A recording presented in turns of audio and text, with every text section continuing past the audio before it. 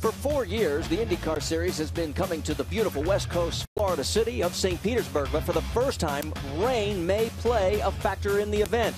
Of course, last week, the big winner was that man right there, Scott Dixon, as he took advantage of a late crash that swept up Tony Kanaan, and he went on to victory. But now there's some newcomers in this mix. There's Will Power, and along with Justin Wilson, they're going to be starting right up front, second and third in this event as we go street racing for the first time in 08.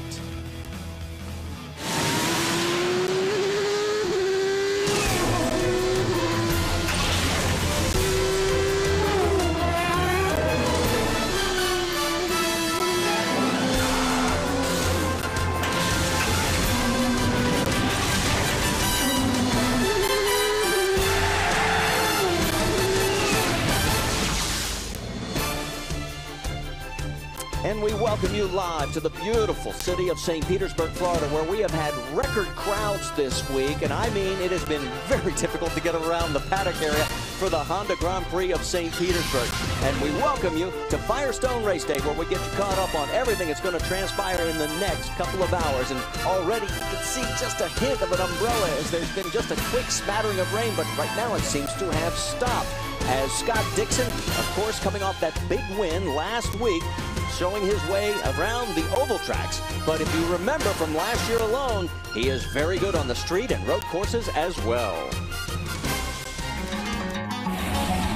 Professional athletes love to find their comfort zone, and Scott Dixon is about to find his victory circle at historic Watkins Glen. Scott Dixon will see the checkered flag for the third consecutive race. Watkins Glen, Nashville, and now Mid-Ohio. Final lap of this terrific race. Dixon out in front. Who has the advantage? Who has the momentum going into the final two races of the season? Way to go, Dixon. Scott Dixon will be the new IndyCar Series points leader.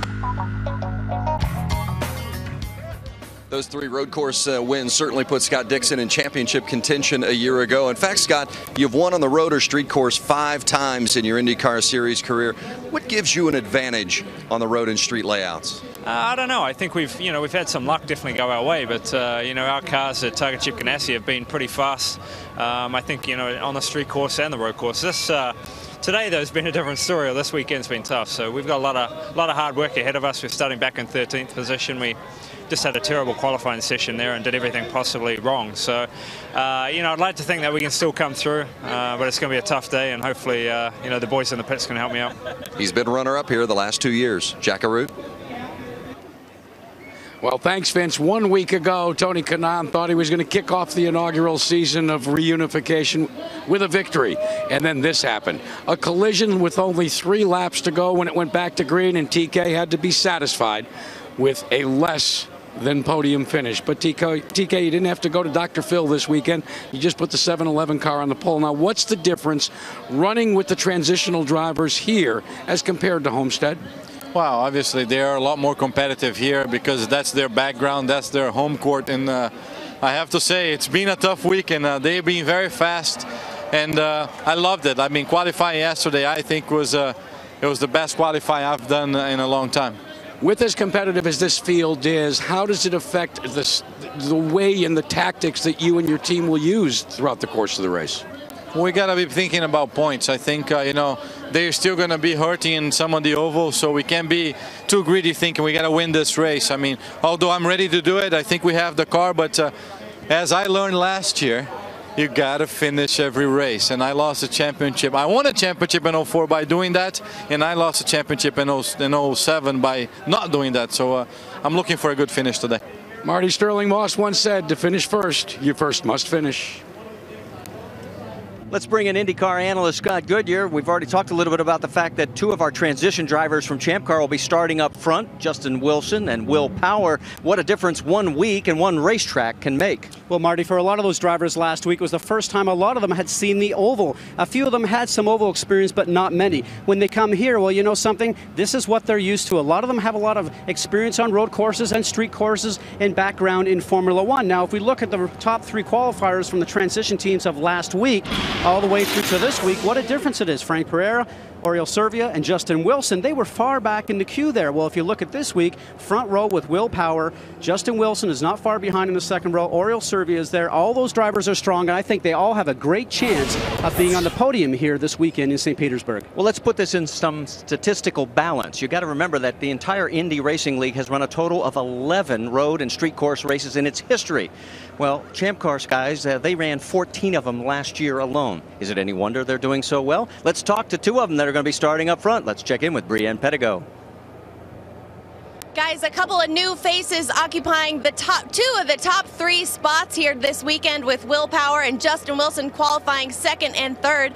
Will, can you describe for me the difference you feel as a driver on this street course between the Champ Car and the IndyCar? Yeah, well, the IndyCar, you've got a lot smaller window to set the car up on, and the way the differential reacts, it's very violent, the way it snaps out on oversteer. But I mean, as far as weight and tyres go, it is a very similar car. And Justin, you had a bit of a frustrating week in Homestead, Miami last week. How important for your team was the week you had here, the good qualifying effort you've shown? I think it's very important. We started off with no experience, and you know, in the first session we had the McDonald's car on the top of the timesheet, so that lifted everyone's morale, and you know, hopefully we can stay up there for the race. You know, we qualified third. I think we've got a good car. I'd like to finish on the podium. Marty, these guys have been consistent all weekend, and they've got something to prove. All right, thanks, Brienne, and that's going to wrap up this edition of Firestone Race Day. Don't go anywhere, though, because, of course, we'll be starting the engines and getting this 100-lap event underway. And, of course, focus will be on this man as well, Helio Castroneves, because he is attempting to win here for the 3rd time in a row. Oh, and contact, a little bump and nudge from Helio Castroneves. Boy, the NASCAR crowd would be thrilled with that move. That's going to be a fun post-race team meeting. Oh, and Helio crashes again. It's ridiculous. I mean, I'm trying to hold my life. When you hit somebody from behind, and I wasn't very happy, and I got out of the car to talk to him. And I think he needs his dad to defend himself all the time, and his dad bumped me. Whoa, got contact. Oh, and up and over. Oh, we have contact. I don't know what he was thinking. Obviously, maybe he must start thinking about driving and stop thinking about dancing or something, because that was a stupid move. Dixon spins, and Franchitti gets swept up in it. Oh, that was on purpose. That was on purpose.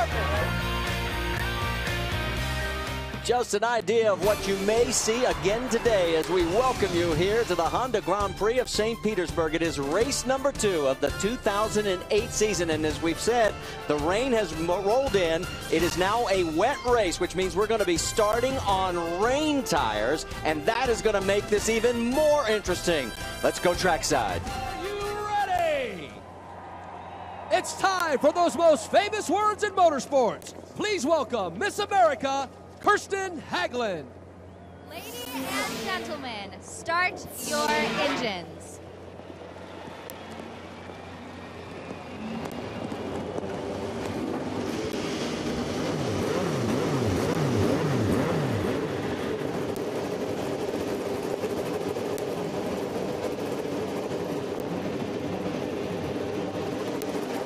As you can see, the rain is starting to come down even heavier. We have never even practiced in 4 years in the wet. We're about to go racing in the wet. What's going to happen? Come back and find out. You take a look at the Firestone Firehawk rain tires that everyone has on as they have been ordered for a wet race, and it has opened up. The skies are really emptying right now here at the Honda IndyCar Grand Prix of St. Petersburg. And as we mentioned just before the break, we've never practiced here at St. Pete, let alone raced here in the rain until this very moment. And Scott, this is going to be very, very interesting. For a lot of these drivers, especially the ones who have not spent that much time in cars driving in the rain at all, this will be difficult because most of all, it's a street circuit. Make a mistake, hit a wall. And a lot of paint, which we'll also talk about, changes traction. Take a look at our Honda starting grid. There you see Kanaan, Power, and Wilson right up front. We will tell you Marty Roth had to withdraw after a crash this morning in the morning warm-up. They bent the tub, did not have a backup ready to go, so we are down 1 car in the starting field. The neat thing about this racetrack is it is fast. It is a street course, yes, but it also is run on an airport. And a lot of the drivers love to make sure that they have a chance to learn everything about this track. And in practice, we had some great laps run, and we're going to go around the track right now with Ryan Briscoe as he heads down to turn 1 up to 160 miles an hour. Now we have those new paddle shifters that we're going to explain here throughout the show, and drivers don't have to take their hands off the steering wheel to go up through the gears. And now he's going through turn 4 up towards turn 5. He's going to get up to about 150 miles an hour from 5th gear back down to 2nd. Now this is a 2nd gear turn, and this is going to be 2nd gear all the way through until we get to turn 9. Very difficult to pass here, but very easy to make a mistake. As we start to come back out towards the bay in through turn 9, we're going to get back on the gas all the way up to 5th gear. This kick here is taken at 135 miles an hour flat out, and you're going to come down to turn 10. 5th down to 2nd gear. There again, don't have to take your hand off the shifter. You can see gets over the gator bumps on the left-hand side. That wall on the right comes up very quickly. Turns 11 and 12. You're getting through here 135 miles an hour flat out. And down to the most important turn, the last turn leading on to the longest straight, Marty, because if you don't get that right, everybody will pass you. Headed down into turn 1 because it's very wide. That's one lap when it's dry. This is what it looks like when it's wet. And you see all those runway paint strips there, especially down into turn number 1. That is going to make that extremely slick. And Scott, you can sort of graphically show that. I mean, they can slide on those things. Well, and it's going to be like ice. Certainly there for the airplanes to know where they're going. The drivers certainly don't want to see that, though. All right, we've got 6 onboard cameras. I don't know how good they're going to be seen right now, but good views out the back, because if we go out the front, you're going to get nothing but mist. Oriel Servia, of course, in the number 5 Plantronics machine. Graham Rahal in the whole wall camps, Dallara, as he'll be there. And Ryan Briscoe for Team Penske has our onboard camera. You took the lap there as we went around the course. Scott Dixon for Target Chip Ganassi Racing has one onboard camera after winning last week. He certainly earned it. Ryan Hunter-Reay, who has done extremely well, was 3rd quickest in the morning warm-up. He's had a very good weekend. He's got the ethanol car. And Marco Andretti with the Gillette Fusion. Dallara. All right, let's get our final stories from a sort of soggy pit crew. Vince Welch. Well, Marty, for Danica Patrick, it's already been a challenging weekend. Danica and the 7 team have been in the lower half of the speed chart throughout the course of the weekend already. And Danica and her team have been searching for a comfortable and consistent race car. But team manager Kyle Moyer told me the rain actually plays into their favor. He says it puts everyone on a more equal level, and it becomes more about the smartest driver than the fastest car. They don't have the fastest car. They just might have the smartest driver. Brianne Pettigo. Vince, I asked Tim Cindric, with the addition of more cars, more competition on the racetrack, how will that change things today for his driver, Helio Castroneves? He told me the biggest challenge they're going to face is that they're unfamiliar with the new driver's driving style. They haven't spent a lot of time racing side by side with these guys, so they don't know who's aggressive and who's not. Other than that, it really is coming down to traffic. There's going to be more of it everywhere, and with more traffic, there's inevitably more cautions. Jackaroo? Well, Brianne, Scott Goodyear showed you the paddle shifting on board with the Penske cars. Take a look. These are the paddles. Now, let's show you the difference between 2007 and 2008. You take a look at the side-by-side on the right-hand side, it's the paddle shifting. On the left-hand side is the conventional old way. You notice that the situation is you never take your hands off the wheel anymore. That's pretty good, guys, because that's what they teach you in driving school, right? 10 and 2, 10 and 2. All the time. Well, Jack, they'll certainly want to be 10 and 2 today, because keeping your hands on the wheel throughout this course when it's wet is going to be very, very important. The car is going to be sliding around and moving about, and the most important thing is to get to the end. We've heard that from so many drivers today. When we talk about what to watch for, patience, well, patience is very important when it's dry. Well, when it's wet, you're going to have lots of patience. Can't make a mistake, can't overdrive the car, pay attention to the puddles on the road. Physical fitness, it's going to be very demanding here, both physically and especially mentally today, with this wet weather conditions. Pit strategy, we've already heard a little bit about maybe running a longer stop like with Danica Patrick, trying to get the fuel system going to give her a few extra laps. That'll be the thing today, and we will get better fuel mileage here in the rain because we're not going as fast. So look for a 2-stop race. And also the weather. Well, we already know it's going to be wet. We are anticipating wetness, and now it's here in droves. And the biggest thing for a lot of these drivers is the patience leading up to turn 1, Marty. All right, let's take a look at our track facts here at the streets of St. Petersburg. It's 1.8 miles in length. The width is 26 feet at the narrowest. There's 14 total turns. We will go 100 laps, but we're probably going to hit the 2-hour time limit. In fact, we've been told that we will start the clock this time by, but we will not get the green flag because there is some standing water in some of the areas on the racetrack. So the clock will begin running, but we're going to continue under caution for at least one extra lap. And the most important thing they're doing there is letting the drivers get around the race circuit and see where the drainage is on this track with this wet weather coming. You can see how deep the puddles are there. Now, the Firestone Firehawks, great race tires, great rain tires, but it's just like having too much water on the roadway when you're driving your car. If you hit a puddle, you will aquaplane and the car will come out from underneath you. And you don't want that in your road car. You don't want that here, especially as we see the double yellow wave now instead of the green as the clock starts. And Al Spire from Bridgestone Firestone is standing up there, and he is just watching everything that's going on. You can see these Firestone Firehawk tires. They do have great adhesion. They're a very soft tire. They're softer than the slicks, Marty, because it's going to be cooler out there with all the water in the racetrack than it would be if it was completely dry.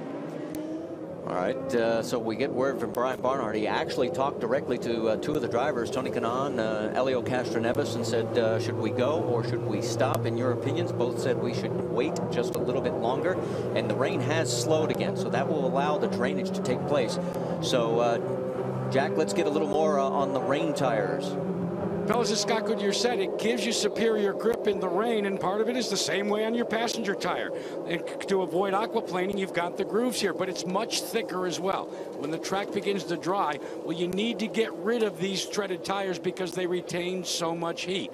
Remember, with a slick tire, you've got about the amount of tread width, or the tread wear that you've got on the size and the width of a credit card. Let's go to Brianne Pettigo for more stories. I spent the morning talking with the former Champ Car drivers and our usual suspect IndyCar drivers, and the thing I've got to report is that the former Champ Car drivers have been looking forward to this rain. All of them kind of told me all morning long, hey, did you hear it's about to rain, with a little smile on their face. They are used to this. They know how to get around in the wet track, and they're looking forward to showing off out here tonight. Vince?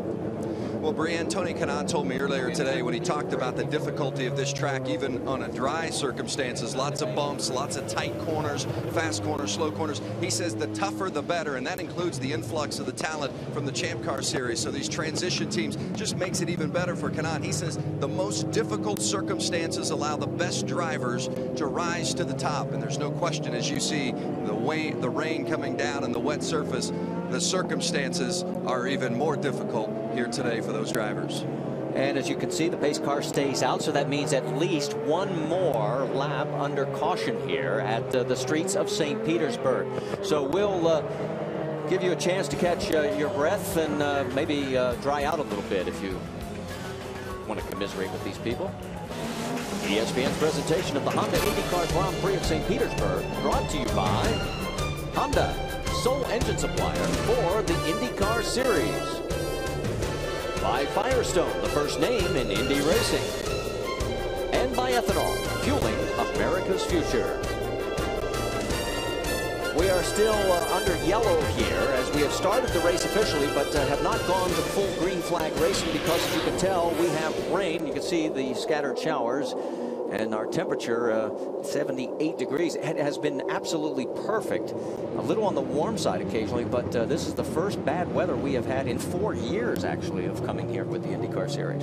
And not a whole lot of information on these cars running in the wet because we've not run that much in the wet. Think about it, we've only actually run 3 years on road courses and street courses, so they don't have a lot of data information on this. Now, the Ethanol Edge this weekend has to go to both Will Power and Justin Wilson, two drivers that actually clipped each other at the first race at Miami Homestead, but have come back here and really showed how good they are on a road course.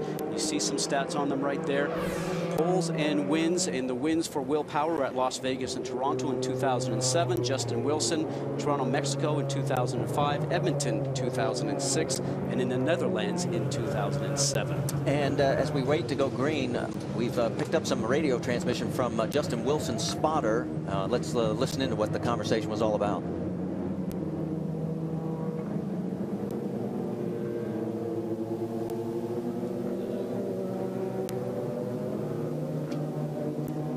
Obviously, we had a bit of a technical glitch with the radio, but Well, that's going to be an issue today. That's Let's a talk about problem it. here, as we just talked a little bit earlier on, and Jack Root brought it up to our attention, and it's very much, I've remembered this from the past. Whenever it rains, the radios that are in these cars, they will last for a little while, but once they start to get wet, you lose radio communication, and the drivers here will have to rely on the old system that we used many years ago, and that is the board. Men that are up and down the front stretch, they'll hang a board out on the front straightaway, tell them how many laps until coming in for fuel, how many laps till the end of the race, and how far they are in front of the driver that's they're competing with. All great information that they generally would get on the radio, but now we'll have to use the signboard. Okay, we've gotten information from race control. What they're concerned about right now before we go green is turns 11 through 14. So that's near the back far end of the racetrack where there is some standing water. And Scott, you can explain, you can see right there, that's some of the guys down pit lane. What standing water does for people when they're out in their street car and they hydroplane. Well, you've got a certain amount of traction that you're relying on when you're going around this race course. Remember, you probably have 650 horsepower at the rear wheels with these Indy cars. And then what ends up happening also is there's no traction control like we have in our road cars today. So the driver's right foot is basically the traction control, the computer, if you will. So they have to put their foot on the gas very gingerly and make sure the tires are not going to spin. It kicks the back end out. And then once you turn around and hit a puddle, if it's too deep, it raises the tire up on top of the water, and then you lose traction completely. Now, you can really take care of this in the slower section. As you can see here, going through some of these turns, the speeds are slower. Maybe you're not going to run into trouble, but you start going along the backstretch. Remember, we're doing 160 miles an hour going down the main straightaway here on the Albert Wooded Airport, and as you rush down to turn 1, if you go across the water, it'll just pick the car up and send you into a pirouette, and Marty, you become a passenger. One of the other things we can start talking about also is this is going to change the fuel strategy because mileage is going to get better, especially obviously here under yellow. But even when we go green flag racing, they're not going to be at full song. Let's go to Jack Root for a little bit more on that topic. Yeah, Marty, you got to consider these are caution laps. Now, one of the things when we talked about at Homestead is Honda had initiated going back to fuel position settings. You've got fuel position 1 under caution, and 2, 3, 4, and 5 under full green flag conditions. But one of the things under caution that fuel position for caution settings really does is basically it alternates the cylinders and the firing order of the car. In essence, what it does, it cuts in half the number of cylinders that are firing at any one time. Now, there are some Honda cars out on the highways, guys, that have that as an available option. The alternating firing of the cylinders dramatically increases the fuel mileage. There's a lot of guys down here on pit road that are huddled over computers right now trying to reformulate their fuel strategy. Vincey? Well, Jack, just to build on what the storyline that you had developed there in regards to the fuel strategy, and I was talking to a couple of team strategists just before the rain started to fall, talking about the potential for rain, and they said their engineers spent a lot of time working and calculating what type of fuel mileage they would have if they ran into a situation either very similar to this at the start of the race or once the cars started having to run under these circumstances during the race. Obviously, you get much better fuel mileage when your cars are running at a much slower pace, as they are now and as they would under a wet track condition during the course of green flag racing. Marty? All right, thanks, Vince. What we're going to do is, obviously, as we continue under yellow, we'll take a break here. And obviously, as the minute we get more information, we'll get this race started as we're in lap 5 and the clock is running here at St. Petersburg. We continue under yellow here as the clock is running and the laps are counting. It's whichever comes first, either 100 laps or 2-hour time limit. But it looks like we are going to get to go green flag racing here soon. Let's talk about our upcoming motorsports calendar. Of course, the NASCAR Nationwide Series will be at Phoenix this coming Friday at 9:30 Eastern on ESPN2. And then the NHRA Powerade Drag Racing Series continues on ESPN2 from the Strip at Las Vegas Motor Speedway. And that will be qualifying Saturday at 8 p.m. Eastern. And then the finals next Sunday night at 8 p.m. also on ESPN2. So as we look a little bit further back in the field, in the 9th starting position, you'll find the 06 of Graham Rahal. And of course, Graham, the son of Bobby Rahal, 19 years old, had a career best second last year at the Houston Champ Car event. And of course, if you were with us at Homestead, Miami Speedway last week, he had that crash in practice and was unable to make the race, but he's here and he's ready to go. And it might be nice to catch up on the 19-year-old.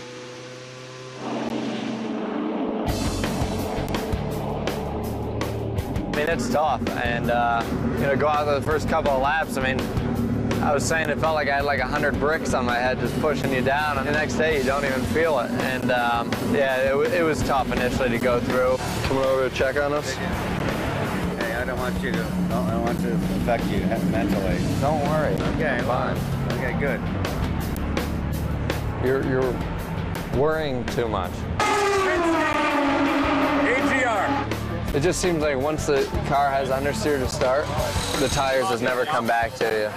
Where did you guys cut on the mirror? On the front of it or on the bag? What did we do? We trimmed it back. But I got the roof thing, so.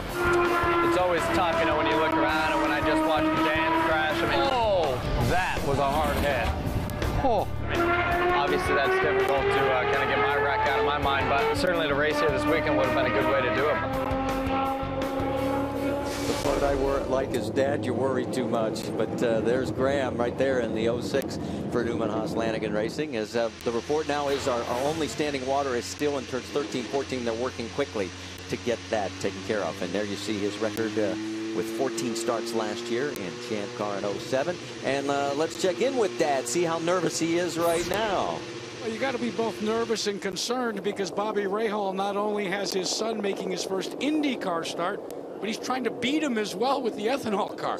Kind of mixed emotions, Bobby? I guess you could say I'm conflicted, but you know, I'm obviously, as a parent, I'm cheering Graham on, and I hope he has a good, safe race. And as a team owner, yeah, Ryan's done a great job this weekend so far, and we're in a good position to try to win this race. So I want both to do well. Guys, he says he calls it confliction. I call it confluction. Thanks, Jack. And you know, it's great that he can still be a dad, and he's not afraid to be a dad. You know, I mean, you know, he's not that macho race car driver like some of you guys are. Well, you know, it's honesty is great, and Bobby's always been one of the greatest guys out there, and always good sound bites. But without a doubt, I guess I would have to ask him, which car are you going to watch go by every time he comes by in the pit lane?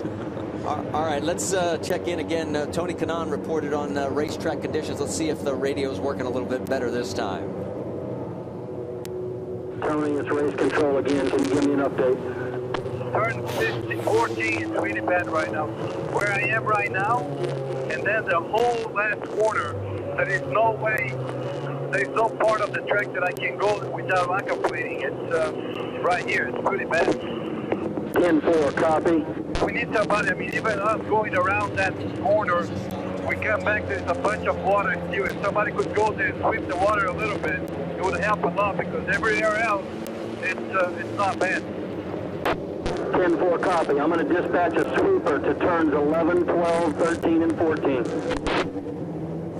And that's exactly what Brian Barnhart, the other voice you heard on that conversation, the president of competition. And let's show you turn 14. That's the standing water that he's talking about. And then, as we pull further out, you can see that there are several streaks of standing water. Now, the sweepers have been through there, and it looks like we're finally getting a race line towards the apex of the corner there where you saw the safety worker. And there you can see from up above, better view. Yeah, the sweepers have been out, and the most important thing right now for those guys is to get that standing water off. And the track is looking like we're only a lap away. What Tony was saying, which was his concern as we watched the pace car head with the cars down there, is that there is no part of the racetrack that was passable without a lot of standing water on it. Because the drivers would go ahead and race like this, but his point about it was that there was too much standing water. All right, we're hearing that it could be just a couple of more laps as they are getting that area dried out enough to go racing here on the streets of St. Petersburg. So we'll go to this break. Stay with us. And back here at a soggy St. Petersburg, see the pace car in the back there? That means he has pulled off, which means the field is now in the hands of our pole sitter, Tony Kanaan. Now, it will not be a side-by-side start because they started the race officially under yellow. In fact, we're working lap 10, I believe, if my count is correct.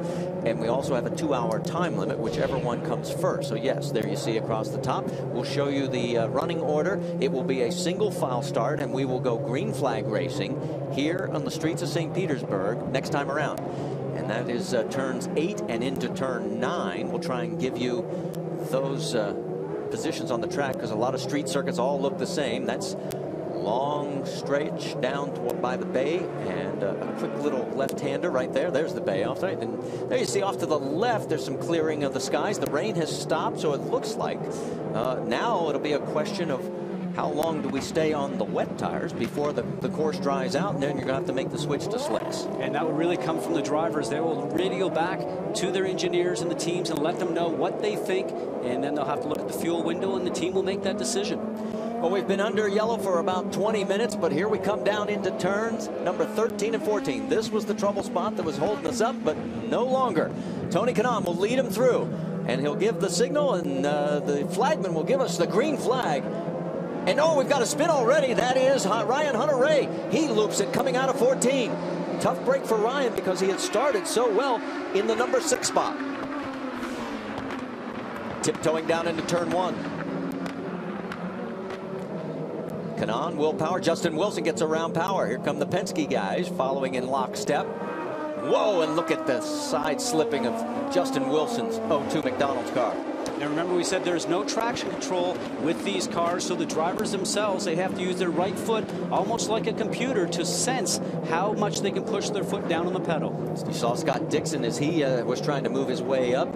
As Scott started in the 13th spot, has already moved up 3 positions to 10th. You saw somebody get rid of a tearaway as it flew off from the back of the car. And Tony Kanaan, with nobody in front of him, starting to open up a little space over Justin Wilson. Now, Tony Kanaan has the biggest job in front of him is understanding what the track is going to do. The driver that's following behind gets to watch the car that's up in front, and he gets to see what the track conditions are in this wet situation. So it's sometimes better to be second or third than it is to be up the front. Let's go back to see Ryan Hunter-Reay from up above. He was in the 6th position. There he is as he comes out. Yep, just gassing the pedal, trying to get a run going down the straightaway, and just spins those rear tires. Remember, they've been going around very slow, not very much heat in the back tires right now, as of yet. Luckily, no contact with the wall. Ryan Hunter-Reay is back into action and has fallen back to 18th position, so a costly spin costing 12 spots. There's Elio Castroneves. Of course, Elio trying to win for the 3rd year in a row here. And his teammate Ryan Briscoe right behind him. Oh, and that is Ed Carpenter as he goes off in turn 14 area right at pit in. Same situation, trying to put your foot on the gas, and you want to get going because that's a long straightaway down the front stretch there, and that's where you can carry the most speed and gain the most time. Let's go back and show you what happened to Ed Carpenter. There he is. Whoops. Yeah, remember, when it's wet like this, all the water that's on the track is just making it worse, and especially in the racing line where all the rubber and oil is. Usually you get a lot of connection to the road when the track is dry, when the rubber's down, but in this situation here, you want to try and run and put your foot down on the gas in sections that people have not been running on the most. That's where you will get the most traction, not on the regular racing dry line. Well, and to give you a difference in lap times, we're running laps now at about 1:19. We were running at about 1:03 in the dry. Oh, and Danica is off at turn 10. And it looks like she stalled the car. And there's Will Power. He's opened the doors. He goes wide, and Elio Castroneves is going to sneak through, and maybe his teammate Ryan Briscoe? No. See, what Will was doing was trying to carry the speed down the straightaway into turn 1 a little deeper that time, and that's how you find the limit of the car and the track in these wet conditions. He just went just a bit too far. Jack, you got more on Elio? Yeah, that pass that was just made, guys, was with fuel conservation in mind, so that adds more impact to what you're saying about the race speeds being much slower in the wet. I'm listening in to Tim Cindric talking to Elio, and you know the Penskes are always good with this. They have already tried to squeeze as much as they can. They've gone down 2 stops on the fuel mix. Prix? Well, Elio may have just gotten by Will Power, but just as the race began, his team radioed to him, reminding him that because of the conditions on the racetrack, this has become a race about survival. There is plenty of racing still left to do, and Will has time and patience to get there. All right, thanks, Bria. And there's the stats on Will, a 27-year-old from Australia. And there is Danica Patrick. She has gotten restarted and has dropped back to 25th position. Last car running on the track right now. Let's go back and see what happened. Coming down turn 10, trying to make a dive, going down the inside. of Jay Howard and can't get it done. Remember, it's going to be a little bit wet on the inside, a little bit slippery, more so because there's not been cars actually clearing the water off that path. It's sort of uncharted territory. Vince, you got more? Yes, exactly, Marty. And as you saw clearly in the replay, Danica Patrick just could not get the car stopped quick enough. And it's something that the teams have been talking to their drivers about. Make sure you can gauge your brake. They just indicated to Danica to change her fuel setting. Might possibly give her a little better traction. Scott, you might want to explain. Well, the fuel setting puts a little less fuel into the engine. A little less horsepower is the result. But as a driver, you would love to have traction control, what these guys don't have. And now Marco Andretti has taken it off on turn number 4, and he has stalled. So now 2 of the AGR cars have had problems. And meanwhile, teammate Tony Kanaan continues up front. And now we have a full course yellow because there's Mario Moraes as he has gone off also. And it looks like he's made contact with the tire barrier. So Moraes brings out our second caution as we started the race under yellow. We can set the top 5 for you. How much damage? Yeah, you got the left front corner. It looks like that wing is toast. And then before we get a chance for pit stops, we're going to step for a break. Tony Kanaan, Justin Wilson, Helio Castroneves, Will Power, and Ryan Briscoe. That's your top 5 here at St. Petersburg. Back here with Marco Andretti as he has gotten restarted. He's trying to catch up with the back of the field here at the streets of St. Petersburg. We're under our second caution, and apparently there might have been some possible contact between Mario Moraes and Marco because they both were off at turn 4. Do not have any visuals of that or confirmation, but they both went off at the same spot. There's Oriol Servia as he is currently running in the 6th position. And he is from Catalonia, Spain, which is the hometown also of the late Salvador Dali. In fact, if you look at his helmet, he has a tribute to Dali, as he is a big, huge fan. And there is a huge museum here in St. Petersburg, which he took us along to show us around.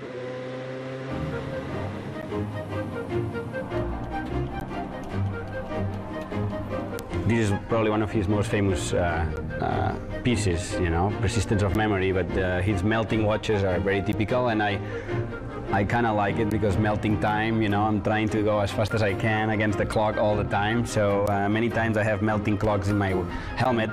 I want to believe I'm not as crazy as he was, but I'm hoping I have a little bit of his genius style, and anyway, that's his face, as you can see. It's very much him, and he looks after me when I'm racing. I'm hoping by Indy, month of May, I maybe have those ones going. I don't know how he'd look at that handlebar type mustache, but maybe we'll see by Indianapolis. Thanks for taking us along. In fact, Brienne Pedigo went along. I think Brienne didn't he end up spending quite a bit of money. As here comes Tony Kanaan down pit road. Vince? Tony Kanaan coming into the box. They had tires out, but now they've decided they're not going to change their wets. They're just going to top off fuel for Tony Kanaan. A very quick stop, and away goes the 7-Eleven. And I see one other car. It looks like one of the Team Penske machines has come in. That would be Helio Castroneves. So a little bit of split strategies going on here from teams. And the most important thing there is leaving those rain tires on because it takes so much to get some heat in those tires to get some grip, and you don't want to put tires on that are cold. So leave those warm, wet tires on is the best for grip. Let's get an update on Ryan Hunter-Reay, Jack. Ryan Hunter-Reay originally was not going to pit despite the spin out, and then elected to following the leaders rather than doing the opposite. No major changes there, just they wanted to check and make sure that everything was copacetic after that harmless spin at the top of the green. But there was a chassis change on Helio Castroneves' car. They added front wing. Guys, they were still trying to dial the car in. Let's go back upstairs. All right, thanks, Jack. As back on board with Oriol Servia, and we were talking about you know, his trip to the Salvador Dali Museum. And Prix, you were along. What all did he buy? Well, Marty, he wouldn't divulge exactly what he bought at the gift shop, but he told me that there are, it's a difficult thing to find some good Salvador Dali gifts for people and things. So He spent about $500, if you can believe it, and he picked up a lot of gifts, a lot of things. I'm actually here with the owner of his car, Kevin Kalkoven. Kevin, you had an unfortunate skiing accident last weekend. In case everyone didn't know, 4 cracked ribs, a punctured lung, a concussion. What in the world are you doing at the racetrack today? Well, I think it's obviously a lot safer than skiing. That's for a start. No, nothing would keep me away from this race. Our guys had worked so hard to get the cars ready that it was just a way of saying thank you to them. Guys, he spoke to the team earlier today and told them he appreciated their hard work and was very proud of them. Vince Welch? All 4 of the Andretti Green teams did come into pit. The Target Chip Ganassi teams stayed out on the track to gain track position, but I went through each of the 4 AGR teams to talk to them about tire wear on these slicks. All 4 teams had put tires out as if maybe they were going to change, but all 4 crews said the wet tires looked terrific. There was no inconsistent wear, and at this stage, no reason to change. And obviously, the track is still plenty wet, that those wet tires would be in effect. You see Tony Kanaan making some gestures. He has been signaled on the blend line that he had to move back a couple of positions.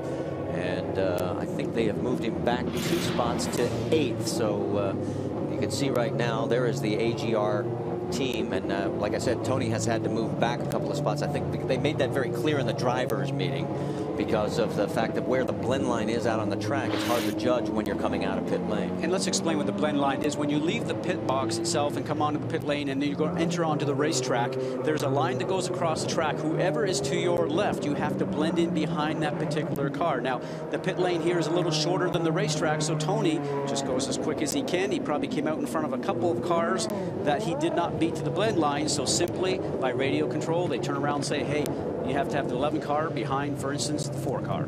And let's talk about a little bit of history made. You saw him just go past the first transition driver coming over from Champ Car to lead an IndyCar race. It is now the 02 of Justin Wilson, and there he is at the front of the pack behind the pace car where the lights have been turned out, so that means 1 more lap to go. And as he makes his way around, let's talk a little more trivia and a little more time for our GoDaddy.com trivia question of the day. And it has to do with which is the only IndyCar team to finish in the top 4 spots here at the race at St. Petersburg. And I know you know this answer because you were here, so you're ineligible, Scott Goodyear. Well, if there's a prize there, I would certainly answer. Well, there is a prize. And here's the answer. It happened back in 05. It was Andretti Green Racing with Dan Weldon, Tony Kanaan, Dario Franchitti, and Brian Herta finishing in the top 4 spots. The only time it's happened. For more, just log on to ESPN.com/GoDaddy. All right, so we've had a lot of spins, and it's not the kind of dancing that Helio Castroneves likes to do. And as you can see right there, there's right at the start, or actually the restart of the race after we went yellow for the first 9 laps. And then it happened for Ed Carpenter after Ryan Hunter-Reay in the very same spot. Luckily, nobody collected him. Danica Patrick got in too deep, couldn't get it stopped. And not shortly thereafter, this is what happened with the 26 of Marco Andretti as he got stuck in turn 4. No contact there, although Mario Moraes went off and into the barrier at the very same spot. So don't know exactly why both those guys went off. And there's our Honda aerial coverage. And we thank the guys for hanging with us, especially through the rain. And it looks like we're running through turns 12 into 13 and 14 as we're getting ready to work lap number 20 of 100. Also, it could be a time race. It's a maximum of 2 hours or 100 laps, whichever comes first. And we're back to green flag racing here on the streets of St. Petersburg. Interesting to see that last turn. 2 different styles coming out. Helio Castroneves decided to, Ryan Hunter-Reay decided to go on the inside where not the regular racing line is, and he got better traction there than Will Power, who's now getting passed by quite a few cars. And let me correct myself. Tony Kanaan had to go all the way back to 11th as a result of the blend line. So he lost quite a few spots. He'll have to fight his way back through. There you mentioned Will Power as he has gotten passed. And there are the 2 Target Ganassi cars coming through as well. Will Power trying to work his way up from that spot right there in about 5th position. In front of him, Graham Rahal. And all of a sudden, there is Dan Weldon and Scott Dixon. Now remember, it was Dixon starting 13th as he had a tough go of it in qualifying. Dan Weldon started 8th. Let's get more from Vince. Marty, on that restart, Scott Dixon was sitting in the 10th spot, and Mike Hall, who handles his strategy, encouraged Dixon to make sure he got a good jump on the restart. And as soon as that green flag waved, even though Dixon wasn't in eyesight of it, Mike Hall jumped on the radio and said, green, green, green, and Scott Dixon passed 3 cars before he got to turn 1, went all the way from 10th to 7th. All right, so they continue and down into turn 1 one more time. And Danica is off again at turn 10 and has stalled the car again. So not a very good weekend for Danica. She did not practice well, did not qualify all that well. And so far in the race has been off twice in the same spot at turn 10. Well, you saw Graham Rahal take a look underneath Will Power. Couldn't get it done.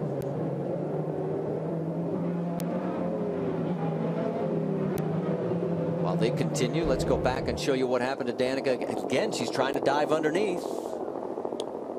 Oh, no, she's on the outside right there and trying to make a move. Somebody was coming down on the inside of her, and in that situation, what ends up happening is that she's on the outside and got pushed off.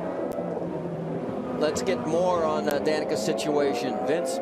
Well, as we told you beforehand, that Kyle Moyer had indicated that maybe Danica Patrick was going to get a bit of an advantage because of the rain, because it was going to even up the playing field a little bit. It certainly hasn't been that way, as she's been off course twice already. And Danica just came over the radio, and the car not handling the way she would hope it would. She's in regular communication with Kyle Moyer, but not much Moyer can do for her at this point, for sure. Well, as you could see, she is in jeopardy of going a lap down as we go back through the field a little bit further. There is Weldon tiptoeing through turn 1. It opened the door for Dixon, his teammate. Dixon's side by side with him there, and Dan sort of slams the door on him. Now remember, these cars were all set up to race in the dry, so although we don't use sway bars mostly on most of the cars around here for these street courses, and you don't use a weight jacker like you would on an oval, there's not a whole lot of adjustments the drivers can do when driving these cars in the wet. Tire pressures will be changed possibly during pit stops. Maybe a little bit more front wing that we heard was already added during one pit stop, and that's because you don't have as much grip in the wet as you do in the dry. So when you start to charge into the turn, the first thing that's going to happen is the front wheels are going to get light and slide across the road. Well, while these two are running together, we talked to Scott about how these two have come together as teammates. No, I think we just understood, you know, the both of us being very competitive, that if you're not going to work together, you're sort of, you know, as single car teams, and you can't, you know, leapfrog ahead working together. So, you know, I think we're both competent people, and you know that, you know, 2 is better than 1. So I think, you know, we took out of that, you know, that small-minded bit that both of us had, I think, and trying to prove that we're better than each other. And instead of doing that, we should, you know, work together and, you know, both fight for a race win instead of fighting between each other. And right now they continue in 6th and 7th. Weldon in front of Dixon. Let's set the top 5 for you. It's Justin Wilson, Ryan Briscoe. Oriel Servia is now up to 3rd. Will Power is 4th. Graham Rahal is 5th. And you heard about Weldon and Dixon. That rounds out your top 7. We go side by side here after 22 laps. And just when we thought the rain was allowing us to dry out the race line, you can see if you look at the puddles there, the light rain has begun to fall again here at St. Petersburg. First time in 4 years that the IndyCar Series has come here that we've raced in the rain. So far, several spins, only the one real contact with the wall by Mario Marias. Marias is still out there running. He's although 2 laps down. That's Will Power in the number 8 that you're looking at. As he's running behind Oriel Servia. It is Justin Wilson up front, followed by Ryan Briscoe. Servia 3rd, Power 4th, Graham Rahal is 5th.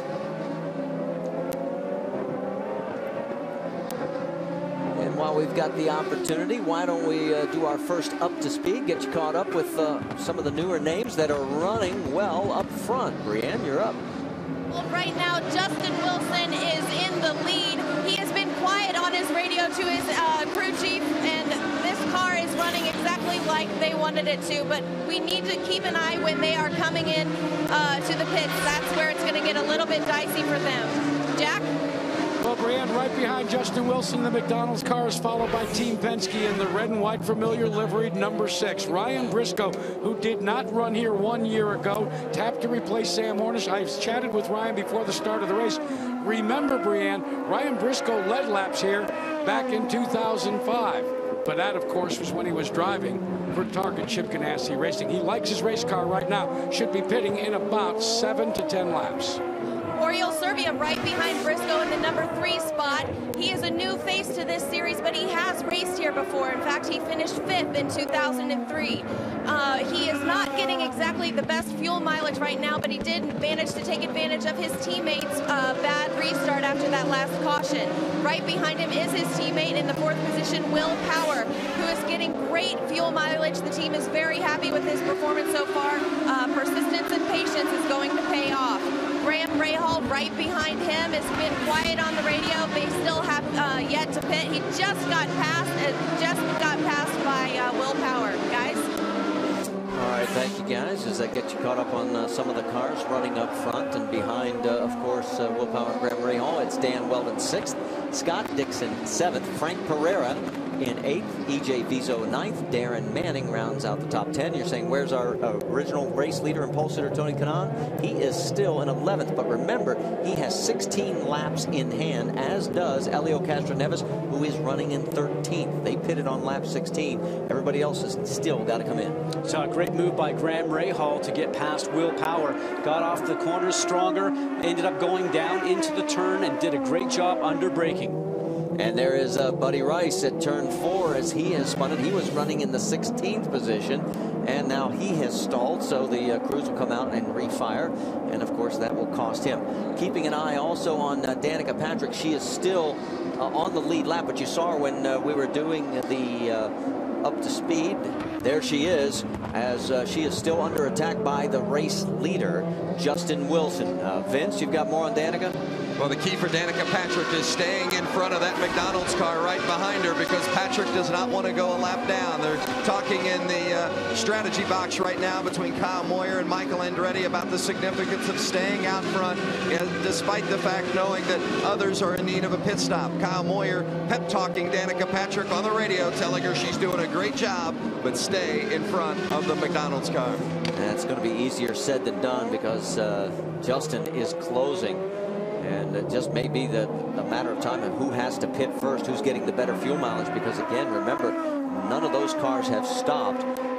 Really, the two closest are Tony Kanaan in 11th, Elio Castroneves in 13th, then back to Marco Andretti, who is running in 18th position. They all stopped at lap 16.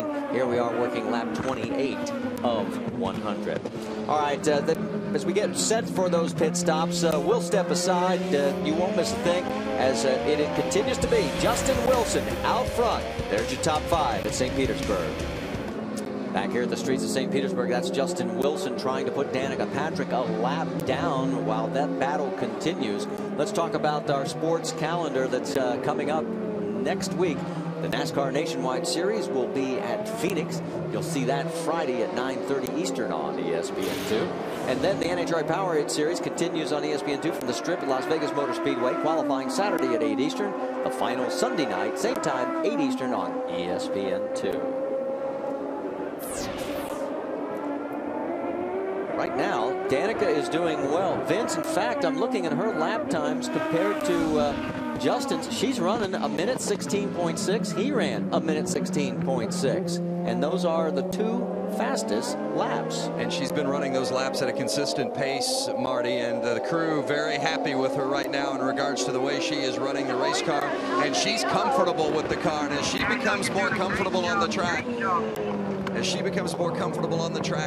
becomes more confident, and then therefore the lap times start to drop. So you heard Kyle Moyer over the radio telling her great job, but it's all important, Marty and Scott, that she stays in front of that red car that's chasing behind her so she doesn't go a lap down.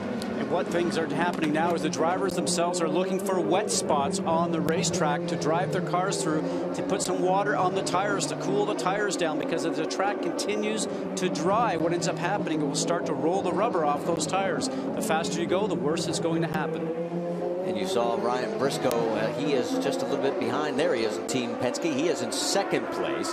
And as you saw in a little bit before the break, Graham Rahal was running in fourth. We can tell you that he has moved around Oriol Servia and has moved into third position. He is 9 seconds behind the race leader. There he comes with the 06 hole-in-the-wall camp as he's turning laps again. Now this last lap he was a minute 16.6, and let's go and show you the pass. Down into turn 10. There again, just going in a little bit deeper. Now watch the banner on the right-hand side. Everybody has to run a tighter line to miss that banner that's actually coming onto the race course. And from the onboard, just sneaks on the inside. You'll see this banner on the right-hand side that's torn off the tire barrier. All the drivers will be aware of that and missing it every time through. So the 19-year-old doing very well for himself in his first IndyCar start, as he has moved all the way up to third position. And, you know, he had talked about the fact he started ninth, as you take a look at Ryan Briscoe, and he said, I'm not worried about what we did. Our car's been consistent, and we've noticed that. And we've got the full course yellow now as the lights have come on. All around, double yellow all around. Turn on your lights. Turn on your lights. We've got debris in turn 3, so that's going to slow everything down, and that will change some strategies now as we had those cars that have yet to pit. There it is. You know, it looks like it could be a piece off of a car. Maybe a car has actually clipped a wall and has broken a piece of bodywork off, but the reason they'll remove that is that if any of the cars run over it, obviously it will puncture a tire. And like just that. As I said. And maybe that. Actually, know something, it might even just be a piece of paper or tape or something like that. It didn't seem like it was all that fit. And guess who the big beneficiary is? Tip of the hat to Danica Patrick for holding off Justin Wilson from going a lap down. She'll get back on the back end of the lead lap, keeps her race hopes alive. Nope. And as we go on board with Scott Dixon, we're getting a report that just a few moments ago, before we went yellow, he had a little bit of contact with Will Power. As you can see, Dixon has gotten around Will. Well, this might tell us where our debris came from, and there you go. There's a bump right now, and the debris is just sitting up here in the turn just as we're heading into the section here. So possibly that was it and fell off, and that's the cause for the yellow. So we'll find out what all has happened. Let me correct myself. It was not Dixon, and that was not the cause of the yellow. Race control has confirmed.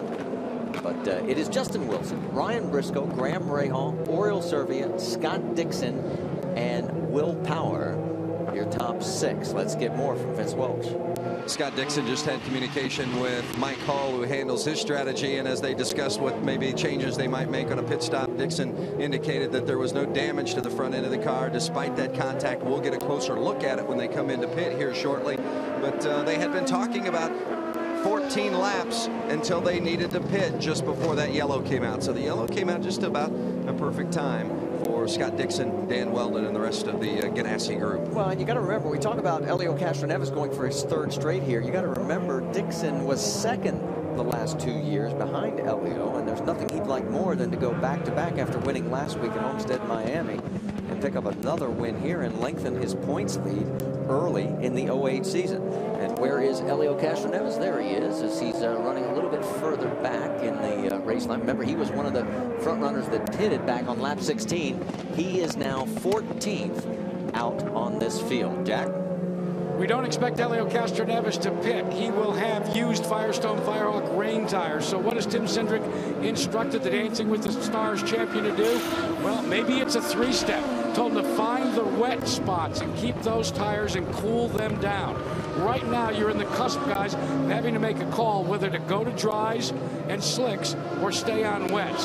When Ryan Briscoe comes in, we'll explain why Ryan Briscoe will stay with the wets. He should be in as soon as the pit's open. Jack, as we watch all the cars, even coming into the last turn on turns 14, that's exactly what they're doing. As you see Elio now going offline a little bit to look for any damp spot to help cool the tires down. And as they come down the main straight, even during the race, a lot of the drivers are over to the inside to help try and cool the tires down and also maybe look for a little bit better grip on the race course when they're going down into the braking zone, getting off all that rubber area. And of course, we talked about the fact Elio has won twice here, and of course that means 06 and 07, and it means you got to climb the fence. And one of the tough things is right here in the streets of St. Petersburg, it's temporary fencing. It's not good and solid, like he says. See how it sort of bends? He says it's really tough trying to climb up there, especially after you've been in a race car pounding around for 100 laps. At 1.8 miles a lap. And you can take a look as the guys that have done well here. In fact, Tony Kanaan has never finished below third at St. Petersburg. We're getting word the pit lane is open. We'll wait to see who the takers will be into pit lane this time. And it looks like here comes Justin Wilson leading a frenzy. And Brianne Pedigo, you're up first. Marty, Justin Wilson just pulling into his pit stall. He has asked for 0 changes to be made on his car. He's very happy. The only thing he asked for is a towel with Windex for his visor. Jackaroo. Well, Ryan Briscoe and Helio Castroneves elected to stay out, so Vitor Mira in the National Guard car has pulled on the pit road. The National Guard car going to slicks. This is the first team to change over to slicks, Vince. You see Scott Dixon pulling out as his pit box right at the end of the pit lane. Dixon changed the 4 tires and added the fuel. They had conversation about putting on the slicks, but stayed with the rain tires. So it's going to be interesting to see who ends up going to slicks. We have one car that has. We'll have to check and see if anybody else is that brave. Would you make that call this soon? Well, you know, it's a 50-50 call right now. There's going to be sections of the racetrack that you can use the slicks on and you will gain time. There's also going to be sections of the racetrack that when you have the slicks on, you'll be sliding through. And what you do at that point in time, not only go slower, but put yourself at risk of sliding in and hitting the wall. So it's really up to the driver's discretion. It's the driver's call at this point in time. Well, it's either going to be a very gutsy call or it's going to be second guessed for Vitor Mira and the team. Jack, you've got more? Well, let's remember Watkins Glen, last time in the rain, John Barnes made this call. Vitor Mira hung on. It was 2 years ago, John. Is this deja vu all over again? You doing the Watkins Glen strategy, going to the slicks early? Well, he said there's only a couple places back in the back that's damp, so you know, we'll take a shot at it. Quite a few guys else did too, so we'll see what happens. Fellas, now everything changes considerably. It certainly does. This is where it does get interesting when you race in the rain. And whoop, he already just lit him up there. As we'll take a break before we go back to green flag racing. You won't miss a thing here from the Grand Prix at St. Petersburg. Perfect timing. You heard it. We have a restart. Green flag flies here at St. Petersburg as we're back racing here on the streets of St. Pete. That's Ryan Briscoe out front. Whoa, a lot of dicing going on back there between Castroneves and also Scott Dixon, Dan Weldon. Weldon just got passed by about 3 cars going down into turn 1. Let's reset it for you. It was Ryan Briscoe who, at the top 3 have not stopped yet. Ryan Briscoe, Dan Weldon, Frank Pereira. That's your top 3. They have yet to pit. Tony Kanaan, Helio Castroneves rounds out your top 5. Then it's Marco Andretti. Remember, he pitted back on lap 16. Ed Carpenter in that yellow Menards car. He is in 7th. He has yet to pit. Bruno Junqueira, AJ Foyt the 4th, Hideki Muto in 10th. That gives you your top 10. And for the drivers that are on slicks, and we heard John Barnes putting Vitor Mira on slicks, the thing that's wonderful about that is getting some grip in the dry sections that we talked about and going fast. But when you go offline from the dry area to try to make a pass to get yourself through, what ends up happening is you're back onto the wet section, very slippery. We have 3 cars on race slicks. The 33 of EJ Vizo, of course the 4 of Vitor Mira, and the 23 of Townsend Bell. Let's get an update on Ryan Briscoe's fuel strategy. What's going on there? Well, Marty, remember we said that the fuel window, the pit window for Ryan Briscoe while he was still under green, opened up at lap 33. They actually considered coming in during that yellow. But because of the way the Honda engine makes fuel, ethanol fuel that is, during caution, they have pushed their window to where they can almost replicate that of Helio Castroneves, his teammate. What does that mean? Ryan Briscoe could stay out as long as lap 53. Roger Penske is a master tactician. He may not have won an America's Cup, but he certainly has won his share of championships with that type of strategy. All right, thanks, Jack. As you can see, Ryan, he's opened up a bit of a lead, about 2.5 seconds now over Frank Pereira. And there's Tony Kanaan, Dan Weldon. And as we move a little bit further back here, saying there is Graham Rahal, and we're being told that Graham got it turned around and has fallen back. He's shown in 14th position. Let's go back and take a look, turn 14 area. Just on the outside with Will Power. Got some help from Will. Oh, and Will just misses the wall on the outside. Some great driving by both drivers. From Oriol Servia's on board. Oh, there it is. Both of them just wanting to get the run going down the main straight. A great opportunity on starts like that and restarts to gain positions. And there you see Graham back in action as he has actually dropped down now to 22nd position. He was running 14th at the time, of course, after the pit stop, and now he's got to fight his way back. But that's the nature of especially races like this that they are in the ring. A lot of guys, because of the way they decide the pit cycle, also, you may get a chance to fight your way back to the front. And he's fighting his way as he just went past Townsend Bell. And here, Will Power right now is getting pushed around in many places as him and Danica ended up getting together. This is turning into a contact sport today here on the streets of St. Petersburg. We talked about it at the very beginning of our broadcast with the road rage that we saw all of last season on the street and road circuit. So why shouldn't it carry over? All right, let's check back in once again up front. There's Ryan Briscoe and Frank Pereira. And now we can tell you that Tony Kanaan, there he is. He has moved up to 3rd position. He's gotten around Dan Weldon. Helio Castroneves rounds out your top 5. You see everybody coming off that last turn and just heading towards their right, our left, over to where it's damp, just to try to get some moisture on those tires to cool those rain tires down as it continues to dry out. And that 15 is Buddy Rice, and he is a lap down, so all those cars are going to want him to give way because they want to get back to the race leaders. And of course, Buddy trying to run his race as well, but as of right there, there is Dan Weldon. He's sort of a sandwich, the meat and the sandwich there between Marco Andretti and Helio Castroneves. Let's get more on Dan Weldon. Well, Marty, Chip Ganassi just hit Weldon on the radio, said you're going to have to make your first pit stop in 5 laps. You need to tell us whether you want the slicks or whether you want to stay on the wet tires. I just spoke with Alex Spire from Firestone. He said if the track is too dry and you're on those rain tires, there'll be 5 laps at best before you have to get rid of them. Let's go to Jackaroo. Vince Team Penske is the first to inform their drivers that instead of this going the full 100 lap distance, they've told them and they've told their tacticians, start thinking of it as a timed race. This will ratchet up the action for car number 3, Helio Castroneves, and for Ryan Briscoe in car number 6. Guys? All right, thanks, Jack. As we take a look, the clock is running, and it would be 54 minutes and 46 seconds of racing from this point till the end if it is a timed race. And if you do look at the times, I mean lap times, it's not really enough. Well, what happens now is the tacticians in the pit box turn around, start to calculate the speed of the drivers going around the racetrack and start to divide that into the time left and try to figure out how many laps they might be able to complete, and with that try to start then to figure out the fuel mileage. That's Justin Wilson all over the back wing of the Menards 20 car of Ed Carpenter. He wants around him as quickly as possible.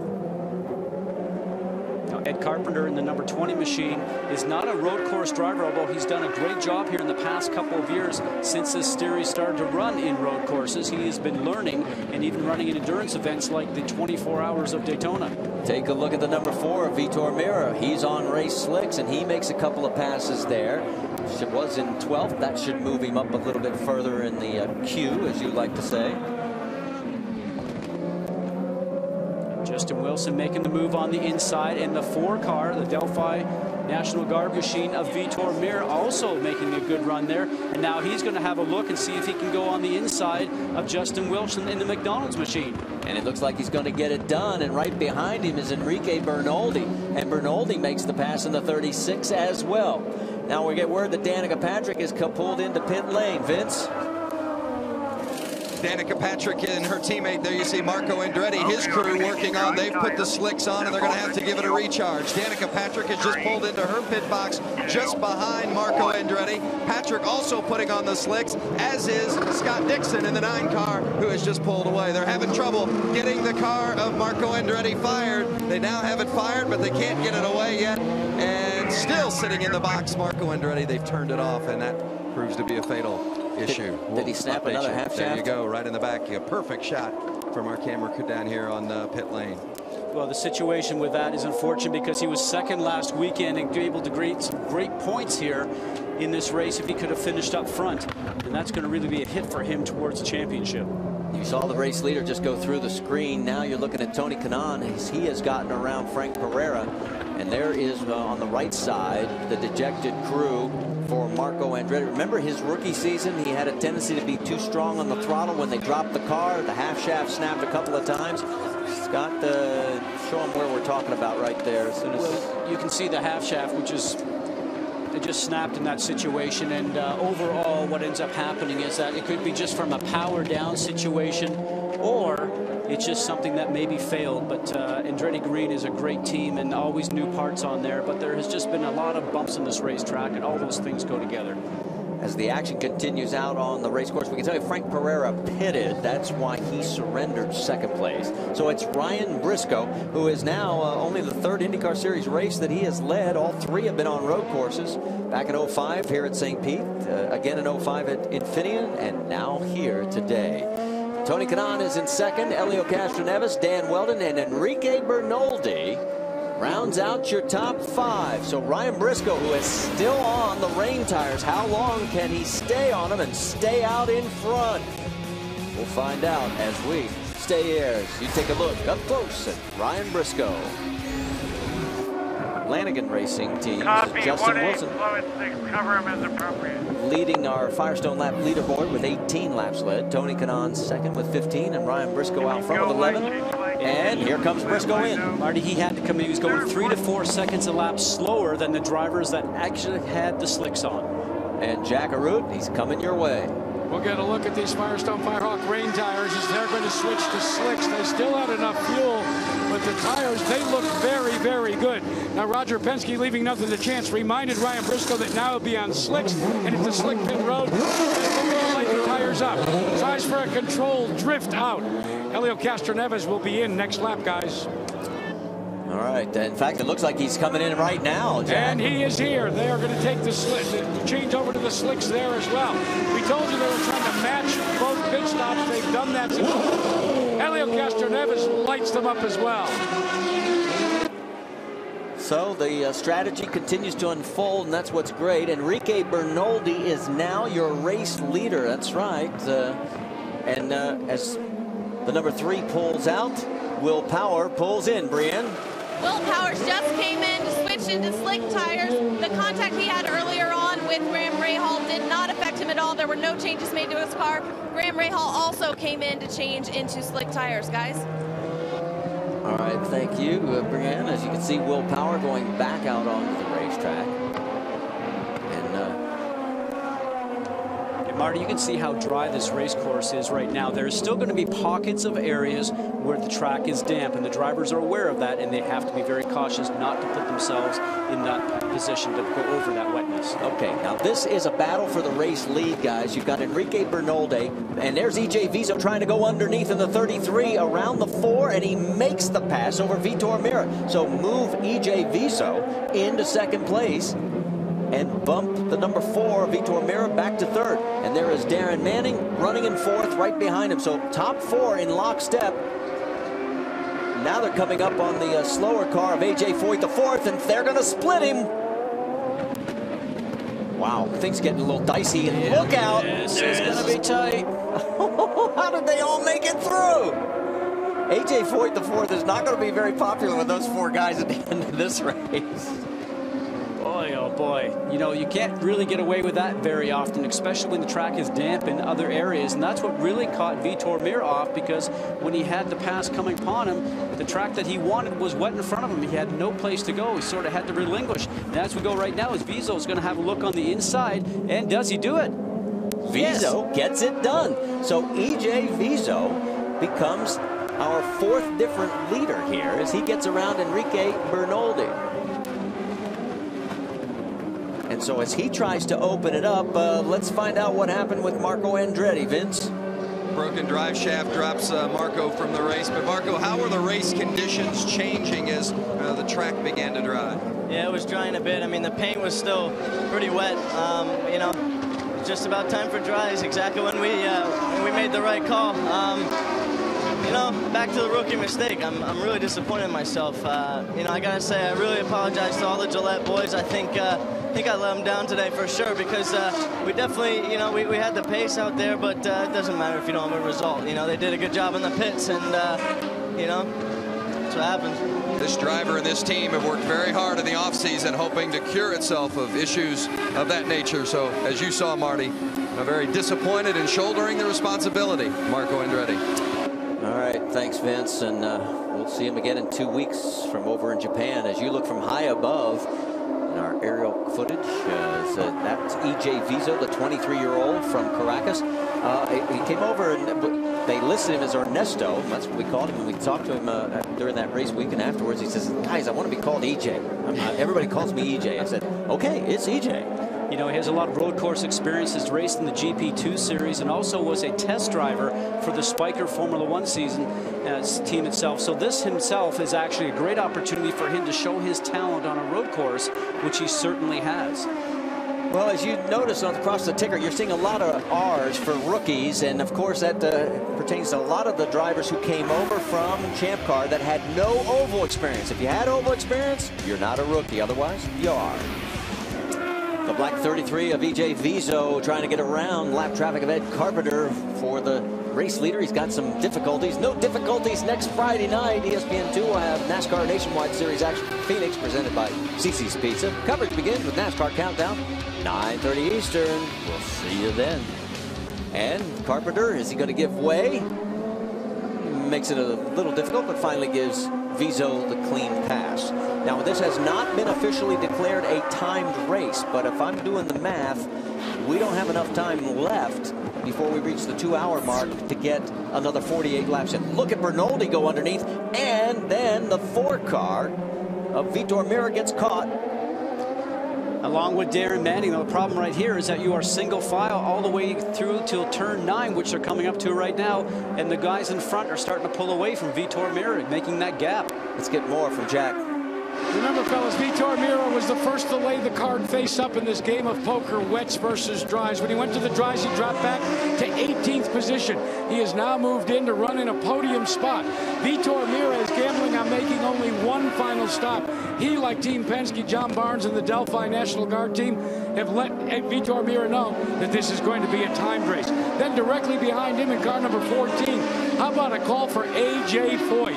Now, Foyt over the offseason hired a new team engineer by the name of Mike Colliver. Colliver moved down to Waller, Texas, and with the help of Larry Foyt, they have totally turned that shop upside down.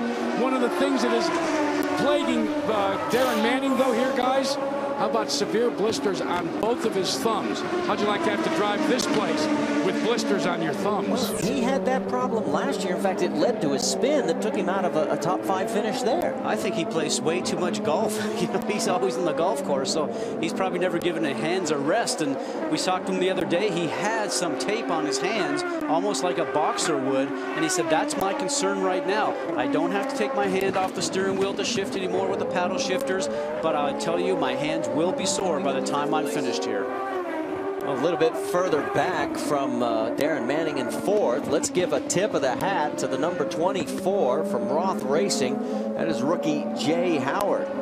And where is Jay? Here he comes into view. Not quite yet. He's a little bit further back.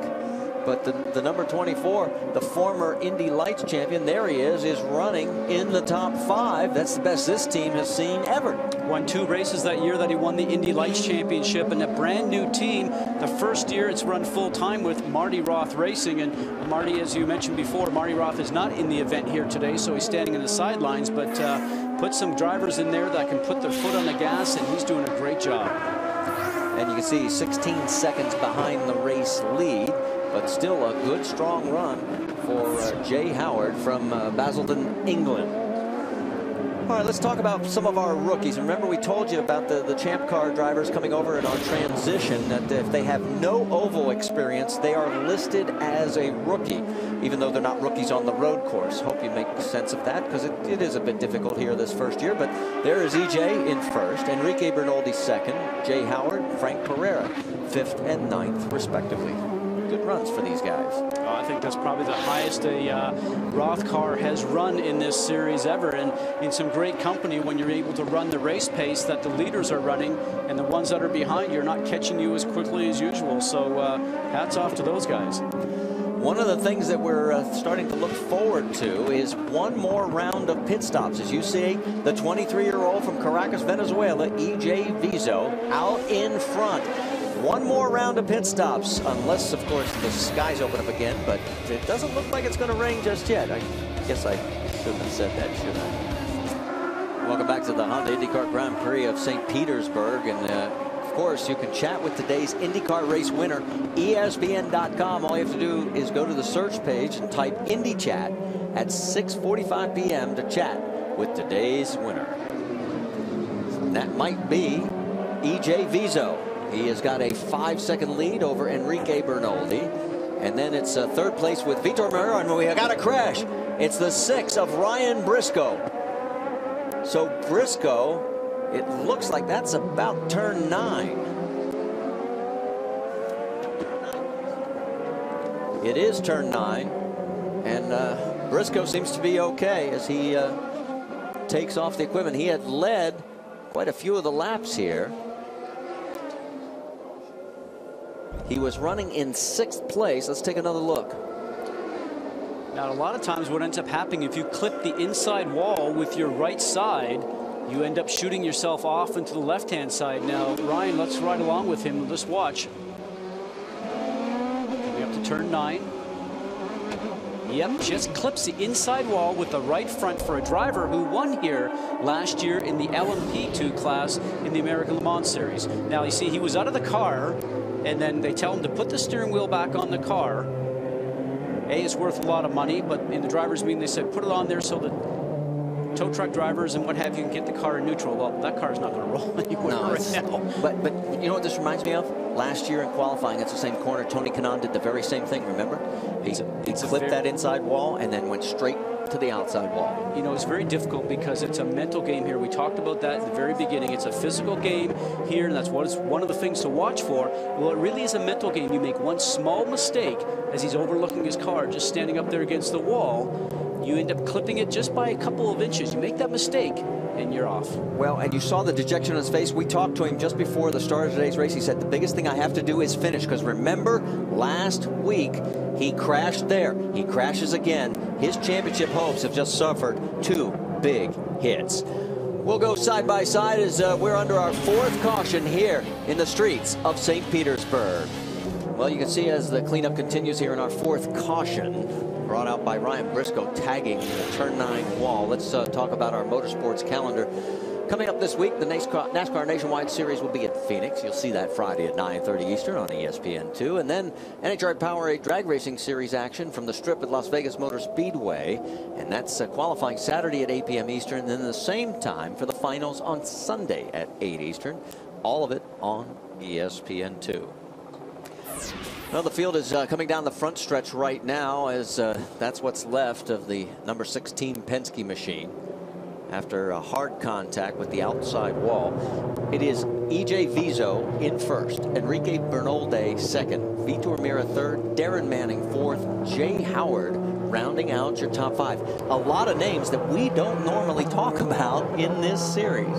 You know, and EJ Vizo runs for a new team that's here right now with HVM Racing, which is owned by Keith Wiggins. You know, I look back in that, you think about Keith Wiggins, he bought the Bentonhausen team back, I think, around 2001. And been very successful in all the different forms of motorsport that he's been involved in, and won in all different formulas. Has run in Formula One itself as a team and did not win there. But no surprise to see that these guys are running very strong. And we're getting word that pit lane will be open this time by, and we still do not know if officially that this is a timed race, although we're trying to do the math, and by our calculations it looks like it's about 30 minutes and 55 seconds before we hit the 2-hour mark. And we are working lap 60 of 100. So even at a minute a lap, you would need 40 more minutes by my calculations if I've still got my third-grade math degree on my wall. And we don't have enough time for that. Well, you would think, though, but as a driver, when I was driving, you just go and do what's told from the pit lane, from the engineers, because they're the ones that take the time to go ahead and make the time to decide that factor. Well, we'll find out if E.J. Vizo leads them into pit lane as they come through turn 14. Will he make the right turn? And yes, because this will probably be the last stop for everybody. And Brian Pedigo still damp in pit lane. These guys better tiptoe. E.J. Vizo just pulling into his pit box. His race strategist, Vince Kramer, says they need no changes. His car is running perfect.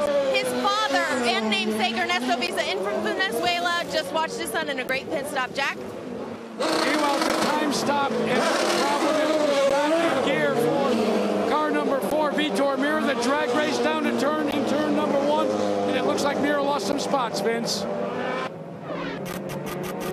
On the north end of the pit lane, everybody took tires except the 10 car of Dan Weldon. He filled up on ethanol, but no Firestones for the 10. Well, and Weldon picked up 7 spots, but so did Castroneves. Well, guys, we got to get an update on Elio. What did they do so quickly? Did they only take fuel as well? Because he picked up 7 spots coming in the battle of pit lane. So we'll sort it out for you. You'll go side by side here at St. Petersburg. Under our 4th caution here at the Honda IndyCar Grand Prix of St. Petersburg because of a crash involving the 6 car of Ryan Briscoe. Let's take you back and show you what happened as he clipped the inside wall and then shot to the outside. Jack Arut's caught up with him.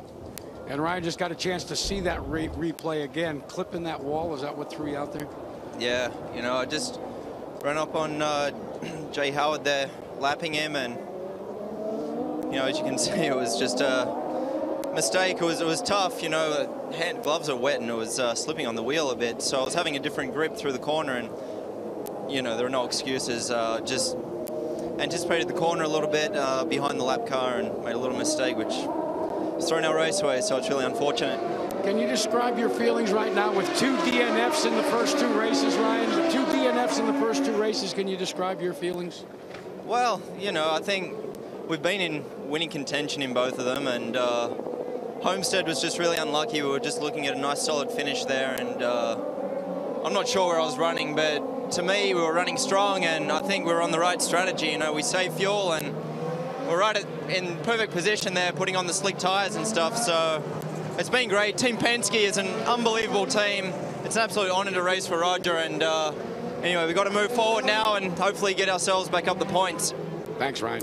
Thanks. And Jack, let him know that Jay Howard, that was for position. Jay was not a lap down. He was racing him hard and fair, and I mean, he had a good run going himself. You know, as we take a look here, the weather hasn't been all that great today. There's the Acura Yacht Club, but on a brighter day, we sent Brian Pedigo over there to find out what's it like to be on one of those big boats. Hey guys, you know, St. Pete is one of the most beautiful venues we get to visit on the IndyCar circuit. It's so unique. Really, next to Monte Carlo, this is the only place that you can sit on a yacht and watch a race. Guys, today I'm gonna go boat hopping and find us the best seat in the house. I'm on board the Lady Magdalena. We're right here in turn 10. What else can you ask for? I mean, you can see the race from here. You can see you're actually right on the track. I don't think you can get much better. I think I better head over to pit lane before I get a little too comfortable on these yachts.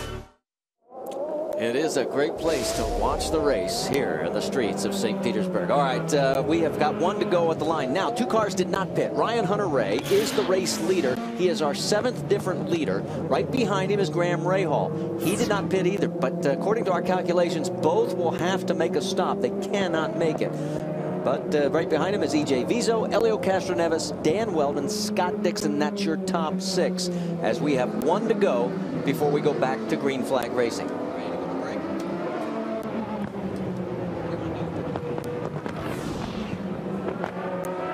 So we're still showing 37 laps to go, but as you can tell, the skies are getting dark again off to the west, and let's check in with Jack Arute. Well, guys, remember Bobby Rahal told us he would be conflicted if he found himself racing with his son.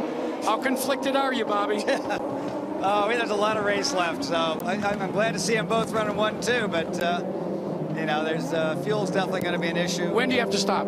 Oh, we don't have to stop for quite a while, but the yellow is going to make us a lot more comfortable. Guys, Vince? Vince? Jack, certainly a bit of a gamble maybe in the eyes of some in regards to the fact that the Weldon team did not take tires. They do have fuel to go to the end, and Barry Wanzer just came over the radio and told Dan you can go full fuel all the way to the end. So look for the 10 car maybe to make some moves here off this restart to the finish. And Elio Castroneves right in front of him also did not take tires. Now, if you're just tuning in and you're maybe new to the series, the reason Bobby Rahal has that conflicted stance, well, that's his team car that he owns with Ryan Hunter-Reay in the 17, and it's his son right behind him as we're getting ready to go back to green flag racing here in the streets of St. Petersburg. Castroneves looking to the outside quickly of Vizo. Is he going to make it stick? Yes, he takes over 3rd. And Graham Rahal takes the race lead at the same time, getting around Ryan Hunter-Reay. All about timing, getting the drive off that last turn and getting the speed down the main straightaway and just making your braking as late as possible. Boy, look at Weldon trying to go underneath the 33 of Vizo. Can't get it done. It's going to get awfully cramped in here. This entire section through turn 9. Got to be single file. And Justin Wilson has spun it at turn 4. That's going to set him back a few spots. And there is the 20. And that is right before turn 4. And now we're going full course yellow because Ed Carpenter is in a very dangerous situation. And that plays into the hands of the 06 of Graham Rahal and the 17 of Ryan Hunter-Reay. They both need more yellow laps to be able to stretch their fuel. How about you this? You're 19 years old. You're in your first IndyCar race, and the 06 of Graham Rahal is in the race lead. Let's get more from Brianne Pettigo. Marty, when I spoke to the team just moments ago, they were not planning on coming in. He is okay on fuel. They told him, in fact, right before that green flag dropped, to go ahead and go racing. Don't worry about conservation. Jack? Well, for Bobby Rahal, he has to tell his driver, Ryan Hunter-Reay, in the ethanol special to be a little bit conservative. They need about 3 caution laps from this point forward. If not, according to Scott Remke, they would be forced to do a splash and go of precious ethanol. Right now, the most valuable player on this team is behind pit wall with a laptop computer looking at fuel consumption and trying to figure out how much will be left in the tank. And of course, right behind Ryan Hunter-Reay in second is the man who's looking for 3 in a row here at the streets of St. Petersburg, Elio Castroneves. He has plenty of fuel, but he did not change tires. So a lot of drama involved here. And again, we're looking at the clock and about 21 minutes to go before we hit the 2-hour mark. 35 laps to go if it's going to go the full 100 distance. So it's looking more and more like a timed event, although again we must point out it has not been officially been termed a time race by race officials. We talk about tires, there's certainly better grip on a brand new set of Firestone Firehawks, but today maybe not being as hot as we've seen here in the last couple of days, so maybe the tires will last a little longer for these stints, and that's what the teams and drivers are betting on here, that the tires will still give them enough grip for that race to the end, which I'm sure we're going to have. Well, we'll find out if anybody comes in this time. I doubt it because we're getting word it's going to be 1 to go at the line this time by. And no, none of the race leaders are coming out. So we'll go side by side. We'll be back, and you won't miss a thing here in St. Petersburg. And of course, course, those college basketball championships just across the bay up in Tampa as we're back to green flag racing. And Graham Rahal, the 19-year-old from New Albany, Ohio, is out in front. And it doesn't look like he's conserving fuel at all because he has opened up about a half a second lead already in one lap over Ryan Hunter-Reay. It's Helio Castroneves in third. Now, we listened in on his radio just a little bit earlier. All right, good job, Graham. Save fuel here. We're going to be fine on fuel after this yellow, so just save what you can here, and then we're going to be fine at the end of the race. Copy. How many laps are there? There's 23 minutes remaining, 23. Copy. Well, so he got the green light once they went back to green flag racing. You saw that Helio Castroneves has gotten around Ryan Hunter-Reay. Here comes EJ Vizo. He's trying to get around as well, and you're on board with Scott Dixon, who's in fifth. Lots of moving and shaking going on here. Vizo's not necessarily running the best line coming through those turns. He runs down the middle of the road, and they talked about that in the drivers' meeting, that if you're going to make a move, as we watch the Firestone telemetry, you have to make sure you make one move and stay there. We'll see if race control is going to continue to watch him. Well, we've been told Vizo has been warned once already about blocking, so you've got to maintain your line. Do not take a defensive position. We'll see what happens. Down into turns 13 and 14 again. Who gets the best run off of 14? This is one of your best passing zones heading down towards turn 1. And right now, Graham Rahal has opened up a 2.7 second lead over Helio Castroneves. This is the tightest battle we have in the top 5. That's Ryan Hunter-Reay in third in the 17. Then EJ Vizo, the 23-year-old from Venezuela. And he's under attack right now, and that's Scott Dixon trying to go underneath. Vizo runs right down the middle of the road, down on that yellow line, instead of going over to your left hand to set up to the right-hand turn. And that's something, like I mentioned, they talked about in the drivers' meeting. If he continues to do that, they may call that as a blocking move to stop the flow of the car from behind, trying to get underneath going into the turn. What's that also is allowed to have happen is there's Enrique Bernoldi in the 36 coming up behind Dixon, and Dan Weldon behind Bernoldi.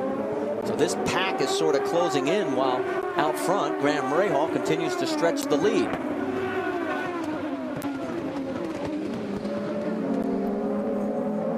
Where's Tony Kanaan? Right there behind Dan Weldon as he's trying to get back up to the front. But don't know if there's going to be enough time in this race. The clock is down to 15 minutes. We will not get an official word from race officials until there are 10 minutes to go in the race. And there goes Kanaan underneath Weldon, so he takes over the spot. Weldon gets passed in turn 1 many times throughout this race, but that was caused from not getting through the last turn and getting onto the straight as quick as he should have. He had a bobble, the car went sideways, didn't get the power down, and Tony Kanaan got a great run and a great draft and great underneath him going into braking into turn 1. And Weldon's under attack right now from the 14 of Darren Manning. And right behind him is the 4 car of Vitor Meira. That is 8th, 9th, and 10th place on the racetrack right now. Something looks like some debris underneath the left front wing plate on Meira's car. Shouldn't have affected any. As long as that doesn't get up into the radiator inlet on the side pod, then he should be fine. There it is. Yeah, just a piece of maybe one of the banners that got picked up. Not good advertising. Not from down there. 29 official laps to go out of 100 here. Meanwhile, the clock is down to under 14 minutes before we hit the 2-hour mark. This battle continues. We'll tell you that now Graham Rahal is up to a 4.4 second lead over Helio Castroneves. And he's actually running about 1 mile an hour faster than Helio Castroneves on that last time around, Marty. Brienne, what rocket fuel is this kid using? Well, his team gave him the green flag to go racing, and that's exactly what he did. He's just following orders, but they just radioed to him and said, Graham, you know, we really don't need that big of a gap between us and the next car. So he may be pulling it back just a tiny bit and conserving just a little bit of fuel, guys. Well, do not think that this is far-fetched by any stretch of the imagination. Remember that Newman Haas Lanigan Racing, 78 of the team's 105 wins in their career have been on road and street courses. And who knows, they may be picking up number 79 here. And Graham may be picking up his first open wheel win. His best finish last year in his rookie season in Champ Car was second. And so right now, The laps on time is winding down. Let's talk to Graham. We talked to him earlier about his expectations for the race and the season. There are a lot of guys that were, quicker than us in qualifying, but a qualifying pace and a race pace is a different thing. And I think that we've got a good car to go into the race with. And certainly overnight we won't be making many changes because, to be honest, we know that as the tires wear, the car seems to be pretty consistent. And I'm not quite sure that many other people feel the same way. And it's great because that's exactly the way this race has played out for them. He's a young man, but has a lot of wealth of knowledge, and obviously his dad, Bobby, on the right-hand side there, he can really lean on him and learn a lot from him, much like Marco's been able to do from his dad, Michael, and his grandfather, Mario. But the most important thing right now is the pressure that you have to be able to withstand of coming into this series and having a great name, like a last name like you do with Rahal or an Andretti. And for Bobby Rahal right now, this has certainly got to be just a great, proud moment for him. Marco Andretti picked up his first IndyCar win back at Sonoma his rookie season. Can Graham Rahal pick up his first in his very first IndyCar start here on the streets of St. Petersburg? He led 3 races last year for a total of 18 laps. If he keeps up here, he's already led 9 laps here at St. Petersburg. Let's take a look at our Firestone lap leaders, and we'll show you everybody who has led some laps here today at St. Petersburg. The most to Justin Wilson, his teammate with 18, Tony Kanaan with 15 on down, EJ Vizo with 12, and there's Graham racking them up. He'll soon pass Ryan Briscoe if he can keep it on the straight and narrow. So 8 different leaders, 7 lead changes, which we're going to keep tabs on as we're going to step aside, as there is the margin between first and second place. Graham Rahal has a 4.6-second lead over the man who's trying for 3 in a row at St. Pete. Who wins it? Stay with us. ESPN's presentation of the Honda IndyCar Grand Prix of St. Petersburg is brought to you by Honda, sole engine supplier for the IndyCar Series, and by Firestone, the first name in Indy racing. We have been officially informed it is a timed race, and oh no, crash and another car involved in it. It was the number 4, and look out, we could have had 4 cars involved. Vitor Meira, also Frank Pereira in the 34, and I don't know who that is. Oh, and that is Townsend Bell in the 23, as he came around the corner and clipped off the right front. So we go full course yellow. That will now bring us up to our 6th caution, which makes it the most cautions ever here at St. Petersburg. If there was ever a question of fuel for Graham Rahal, that one has been thrown out the window. I know the team said that there was absolutely no problem on fuel, but this just gives them a bit of a cushion. Well, and for Graham, he had been given the green light, so you can see 7 minutes and 50 seconds to go, and it's going to take some time to clean this one up. And Vitor Meira, who had a great run going, unfortunately is now in a DNF position. I think he's overlooking at the right front because he's trying to claim that obviously he had them coming on the inside. Not enough room, nope. That's just a little bit overzealous, I think, of trying to get in there and make that move on that situation. And then here comes Townsend Bell right across the front. Yeah, Townsend will see the flying yellow flags when he comes through the turn, so he should have known that there was some cars on the racetrack or debris on the racetrack. And if you remember, while you were in side-by-side, there is Townsend Bell. You saw Scott Dixon pull into the pits, and there's the heated discussion going on as Vitor, very animated, saying, hey, it was my corner, not yours. But you saw on side-by-side, Scott Dixon ended up clipping one of the alligator strips. And let's go get the update from his perspective. Vince has caught up with him. Scott, we saw the left rear suspension damage. What caused it? I think it was definitely from the half spin that I did earlier. Then we bent the suspension just when we went to slicks there, and I lost it going into 4, sort of bounced off the tyre wall. We ran for like a whole nother stint, but I guess, you know, jumping on the curves and things like that eventually wore the rear toe link and snapped it. So that was the end of that. about the racing conditions today? Started wet, went to dry, then track seemed to be a little damper after a sprinkle. Yeah, it was a lot of fun though. Everybody was, I think, having fun out there. You know, there's different cars on different tires, and you know, it made for some good racing. I think it was just trying to. It was very hard for me to try and work out who was on what strategy at the end, and you know, our radio wasn't working at all, so that was very tough trying to make pit calls and things like that. But it's just frustrating for Target. We got a lot of people here, and we came away with the DNF. Marty. All right, thanks. And you could see on the video, he mentioned the alligator strips. Every year it seems to capture at least one car, maybe more. We saw Bruno Junqueira in practice earlier this weekend drive over the rumble strips himself, and actually they are so large here that if you do drive over them, you have a chance of just doing damage to suspension. And at the very least, you end up taking the rub strips off the front wings, which then turns around and changes the handling of the car. We've got some debris right down there in turn 13, 14. I don't know if race officials see it because they're saying one to go at the line. This is going to be interesting. You now have the rookie, 19-year-old Graham Rahal, in front of the man looking for his third straight here on the streets of St. Petersburg, Helio Castroneves. Right behind Helio will be Ryan Hunter-Reay, E.J. Vizo, and Tony Kanaan. And while we get ready to go green, let's also talk about what's going to happen next week, because Friday night on ESPN2, the NASCAR Nationwide Series will be at Phoenix. It's presented by CC's Pizza. Coverage begins with NASCAR Countdown at 9:30 Eastern. And all you have to do for more is log on to ESPN.com. Now this restart, it might just turn around and make this whole race, because you have Helio Castroneves, who has a lot of experience. He's sitting in second spot right now. You have Graham Rahal, who's leading this in front with his relative inexperience. And when they come down to the last turn to get to this restart, this is going to set everything up, because if Graham cannot get off the last turn quick enough to get down into turn 1, that'll be a perfect opportunity for Helio Castroneves to dive on the inside. Remember, this track is very difficult to pass, so if Helio can get in front, then maybe he'll be able to hold off what I think is a faster car with Graham Rahal.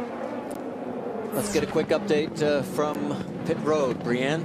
Well, guys, this was a gamble on fuel for Graham Rahal, but that yellow is exactly what they had their fingers crossed for, so they're hoping that he's got what it takes to get to the end and he can hold off Castroneves, guys. Well, he picked up the pace. He ran over that piece of debris. Hopefully it's nothing that's going to cut a tire. And we're back to green flag racing here with 3 minutes and 40 seconds to go on the streets of St. Petersburg. Green flag. Graham Rahal at age 19 lights him up going into turn 1, trying to hold off the hard-charging Helio Castroneves. Castroneves pulls right up on him backside. Down the straight, out of turn 3, heading for turn 4. Rahal, if he can pull this off, look behind, there is Ryan Hunter-Reay trying to hold off E.J. Vizo for third. Graham would become only the 4th driver to win in his first IndyCar Series start. It was Buzz Calkins in the first ever IndyCar race in '96, Juan Pablo Montoya at Indianapolis in 2000, Scott Dixon did it at Homestead in 2003. Can Graham Rahal at age 19 become the youngest ever to win an IndyCar Series event in his first time out?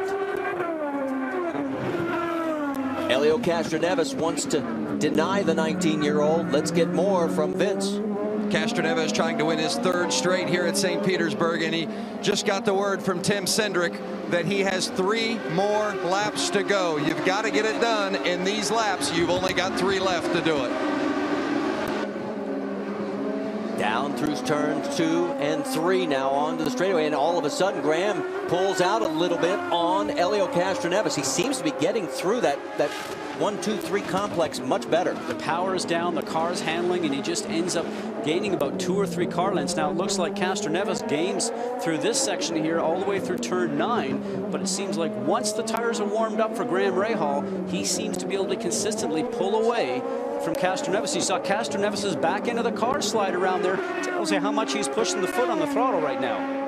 Helio Castroneves with 1:48 to go, which is about probably 2 more laps, maybe 3 at most, depending on when they cross the stripe. Trying for 3 in a row at St. Petersburg, and of course to win his first ever IndyCar Series championship. Last year, several DNFs denied him that opportunity. Look at the gap now opening up with him and Graham Rahal. It is now, as he crosses the stripe this time, 1.7 seconds. We are being told it'll be the white flag next time by. Here comes Tony Kanaan. He gets around Ryan Hunter-Reay. That is for position. Moved Tony into third. But it is all about Graham Rahal right now. Graham, listen to this list of winners that have raced for Newman Haas Lanigan: Mario Andretti, Michael Andretti, Nigel Mansell, Christian Fittipaldi, Sebastian Bourdais. And now it will be Graham Rahal. Graham, if I can recall, is the youngest driver in the Champ Car World Series to ever stand on a podium. Yes, he was. In that series. So now, this is amazing, because this is something that a lot of people thought that we would see later in the season, Marty. But to do this in the second race and in the first race for him, this is truly great. Down into turn 13 and 14. This time by, it'll be the white flag. That podium finish you mentioned, second back at Houston last year. And right now, Graham Rahal, he is going to end up leading 18 laps here if he holds on for this one. And a spin, that's at local right now at turn 10 with Ed Carpenter. They will not go full course yellow. Graham led 18 laps all of last year in his rookie campaign in Champ Car. He will become the youngest to ever win an IndyCar Series event if he can just get through about 7 more turns. And all he's trying to do right now is hit his points, turn in, apex, and exit of the turn, and do everything really textbook style. He's got a great gap right now between himself and Helio Castroneves. No longer looking in the mirrors, just looking forward and trying to do everything perfectly. Heading down towards where that local yellow is, he gets safely through. He's past the trouble area, so now, as he comes down through turn 12 into 13, he's going to say, hey, Pop, look at me. I'm going to win in my first IndyCar start out of turn 14. Here comes Graham Rahal. Say hello to a new star in the IndyCar Series. Rahal wins at St. Petersburg.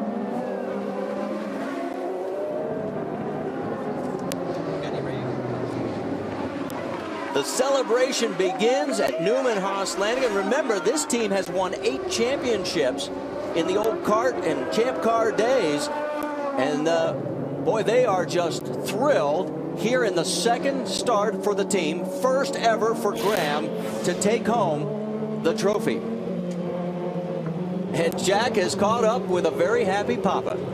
I don't think he's conflicted anymore, guys. Bobby, describe the feelings of a father to see his son do what you did so many times. Fantastic. You know, and he had up and down. He got hit and spun.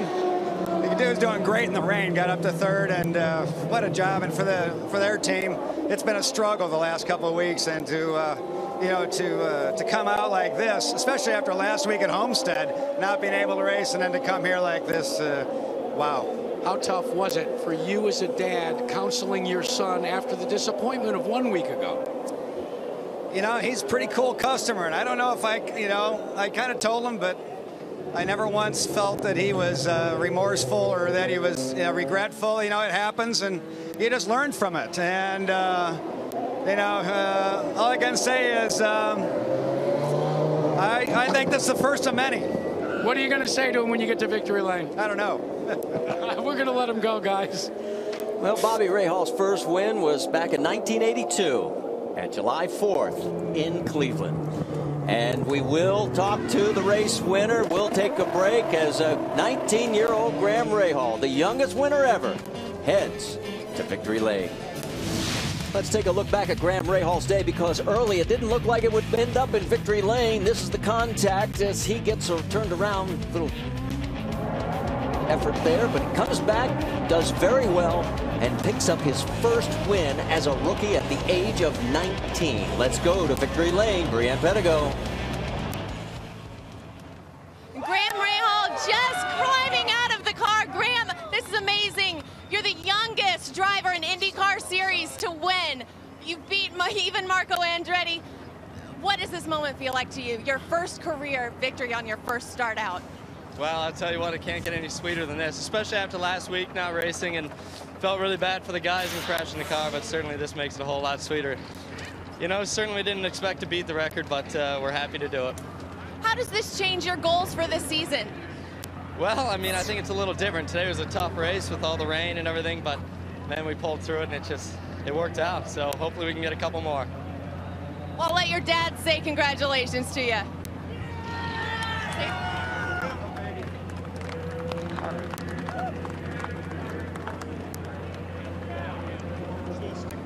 Tiger Woods had moments like that with his father, Earl. Bobby Rahal knows what Earl Woods felt that first time, as every papa should have a moment like that. That's a great, great moment. Something to remember forever. And you know something, as Bobby said, probably one of many. And he now becomes a championship contender, really. I know he's not great on ovals, but he's already up to 4th in the championship. Well, let's check in with the man who was going for 3 in a row, Helio Castroneves. Vince? Didn't get 3 in a row today, but in the big picture, second place is good for points. But I could sense your disappointment after you came in. What was the difference today? Well, it was so close. Unfortunately, Team Penske did everything we could, you know, to get that car well done. I mean, I'm extremely happy to be part of this organization. But in a slow section, the car was really pushing, and I couldn't just take a chance. And again, I mean, I'm kind of like happy because just to prove that you know, teams that are good teams, good drivers, you know, they can do well. So I'm extremely excited. You know, the series is becoming one together. So I see only positive on this. So hey, second place is good. It's not bad. You know, obviously I want to win the race, but I'll take it. Hopefully in the end of the championship, the second is worth a lot. Elio, you've won this race twice before. You've won the Indianapolis 500, the greatest race, twice. But can you put in perspective what it might feel for a teenager like Graham Rahal to win this race, his first race in the IndyCar series? I mean, it's special following the steps of his father, you know. I mean, it is extremely special. I remember when I won my first race, that was a great moment. So he should go celebrate, have fun, you know. Definitely he deserved it, the team deserved it. Hey, we got second place, it's good. So, man, this championship is going to be cool, I tell you that. Thanks, Elio. Jack? Well, at the start of the race, before they gave the command to start engines, TK, you told me that you wanted to finish. You've done that, and you're back in the points chase. Tell me a little bit about how difficult that drive out there was today. It was fun. I mean, all kinds of weather, all kinds of strategy, and we took a different strategy today, and it did not work out for us, but as a team, we win together and we lose together. I think I support my team. I told them, guys, if we struggle, I'll make it up. Because when I struggle, you guys are going to make it up. So, you know, third place is not bad, I think, especially after last weekend. So, points. So, we'll take third. And I think it's a little bit of a curse, Jack, because I've been in the podium here every time I've been here, just not in the right spot. Well, Brianne, why don't we catch up with another transitional driver that had a great drive? He did have a great drive, Jack. EJ Viso, you led a lot of laps today. You ended up 4th. What was it like on the track in the conditions today? Well, it was cool. I loved it. It was wet in a point, damp in another point, and dry in another. So you got everything in the race. Just trying to get the maximum out of the track.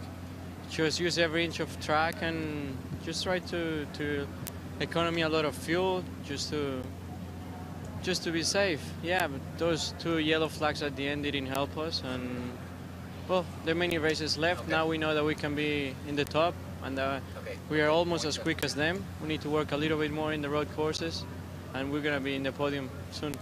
Do you think the rain played in your favor at all today?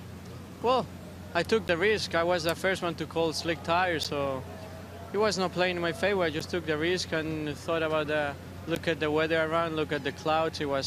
I thought it wasn't going to rain anymore, so I took the risk. Told my engineer, let's go for it, and we did it, and it paid off. It worked gambling for this guy, guys. And let's take a look at the results, and you'll notice that 5 of the top 10 are transition drivers who have made the switch over from Champ Car, including our race winner, 19-year-old Graham Rahal. What an incredible day. You know, you look at Graham at his age and how much of a future he has, but look towards this year, and he is going to be fast on ovals. It's not going to take him long to be able to understand what he needs to do on those, and I wouldn't count him out as a possible championship contender. And you can see that some of the guys had some tough breaks, of course, one of them being Ryan Briscoe and Scott Dixon. They were 22nd, 23rd, and 25th was Marco Andretti, as he was last in this field after the half shaft going away. Let's take a look at the points, because Helio Castroneves, with his second place finish, will move into the points lead by 10 over Scott Dixon. Tony Kanaan jumps up to 3rd. Dan Weldon now 4th. Marco Andretti tied with him in 4th, as is Graham Rahal. and Danica Patrick in 7th. So as you look at the celebration continuing, it's been a great day here despite all the weather, because a little bit of history made as Graham Rahal wins at the age of 19. We'll see you in 2 weeks, Friday, April 18th at midnight Eastern on ESPN2 for the Firestone Indy 300 at Japan. And this has been a presentation of ESPN, the worldwide leader in sports. For our entire crew, I'm Marty Reed. Thanks so much for joining us. Coming up next, it'll be Sports Center. And as the celebration will go deep into the night, the 19-year-old isn't even allowed to have a beer. But it'll be a great party for Graham Rahal and his dad, Bobby. We'll see you in 2 weeks.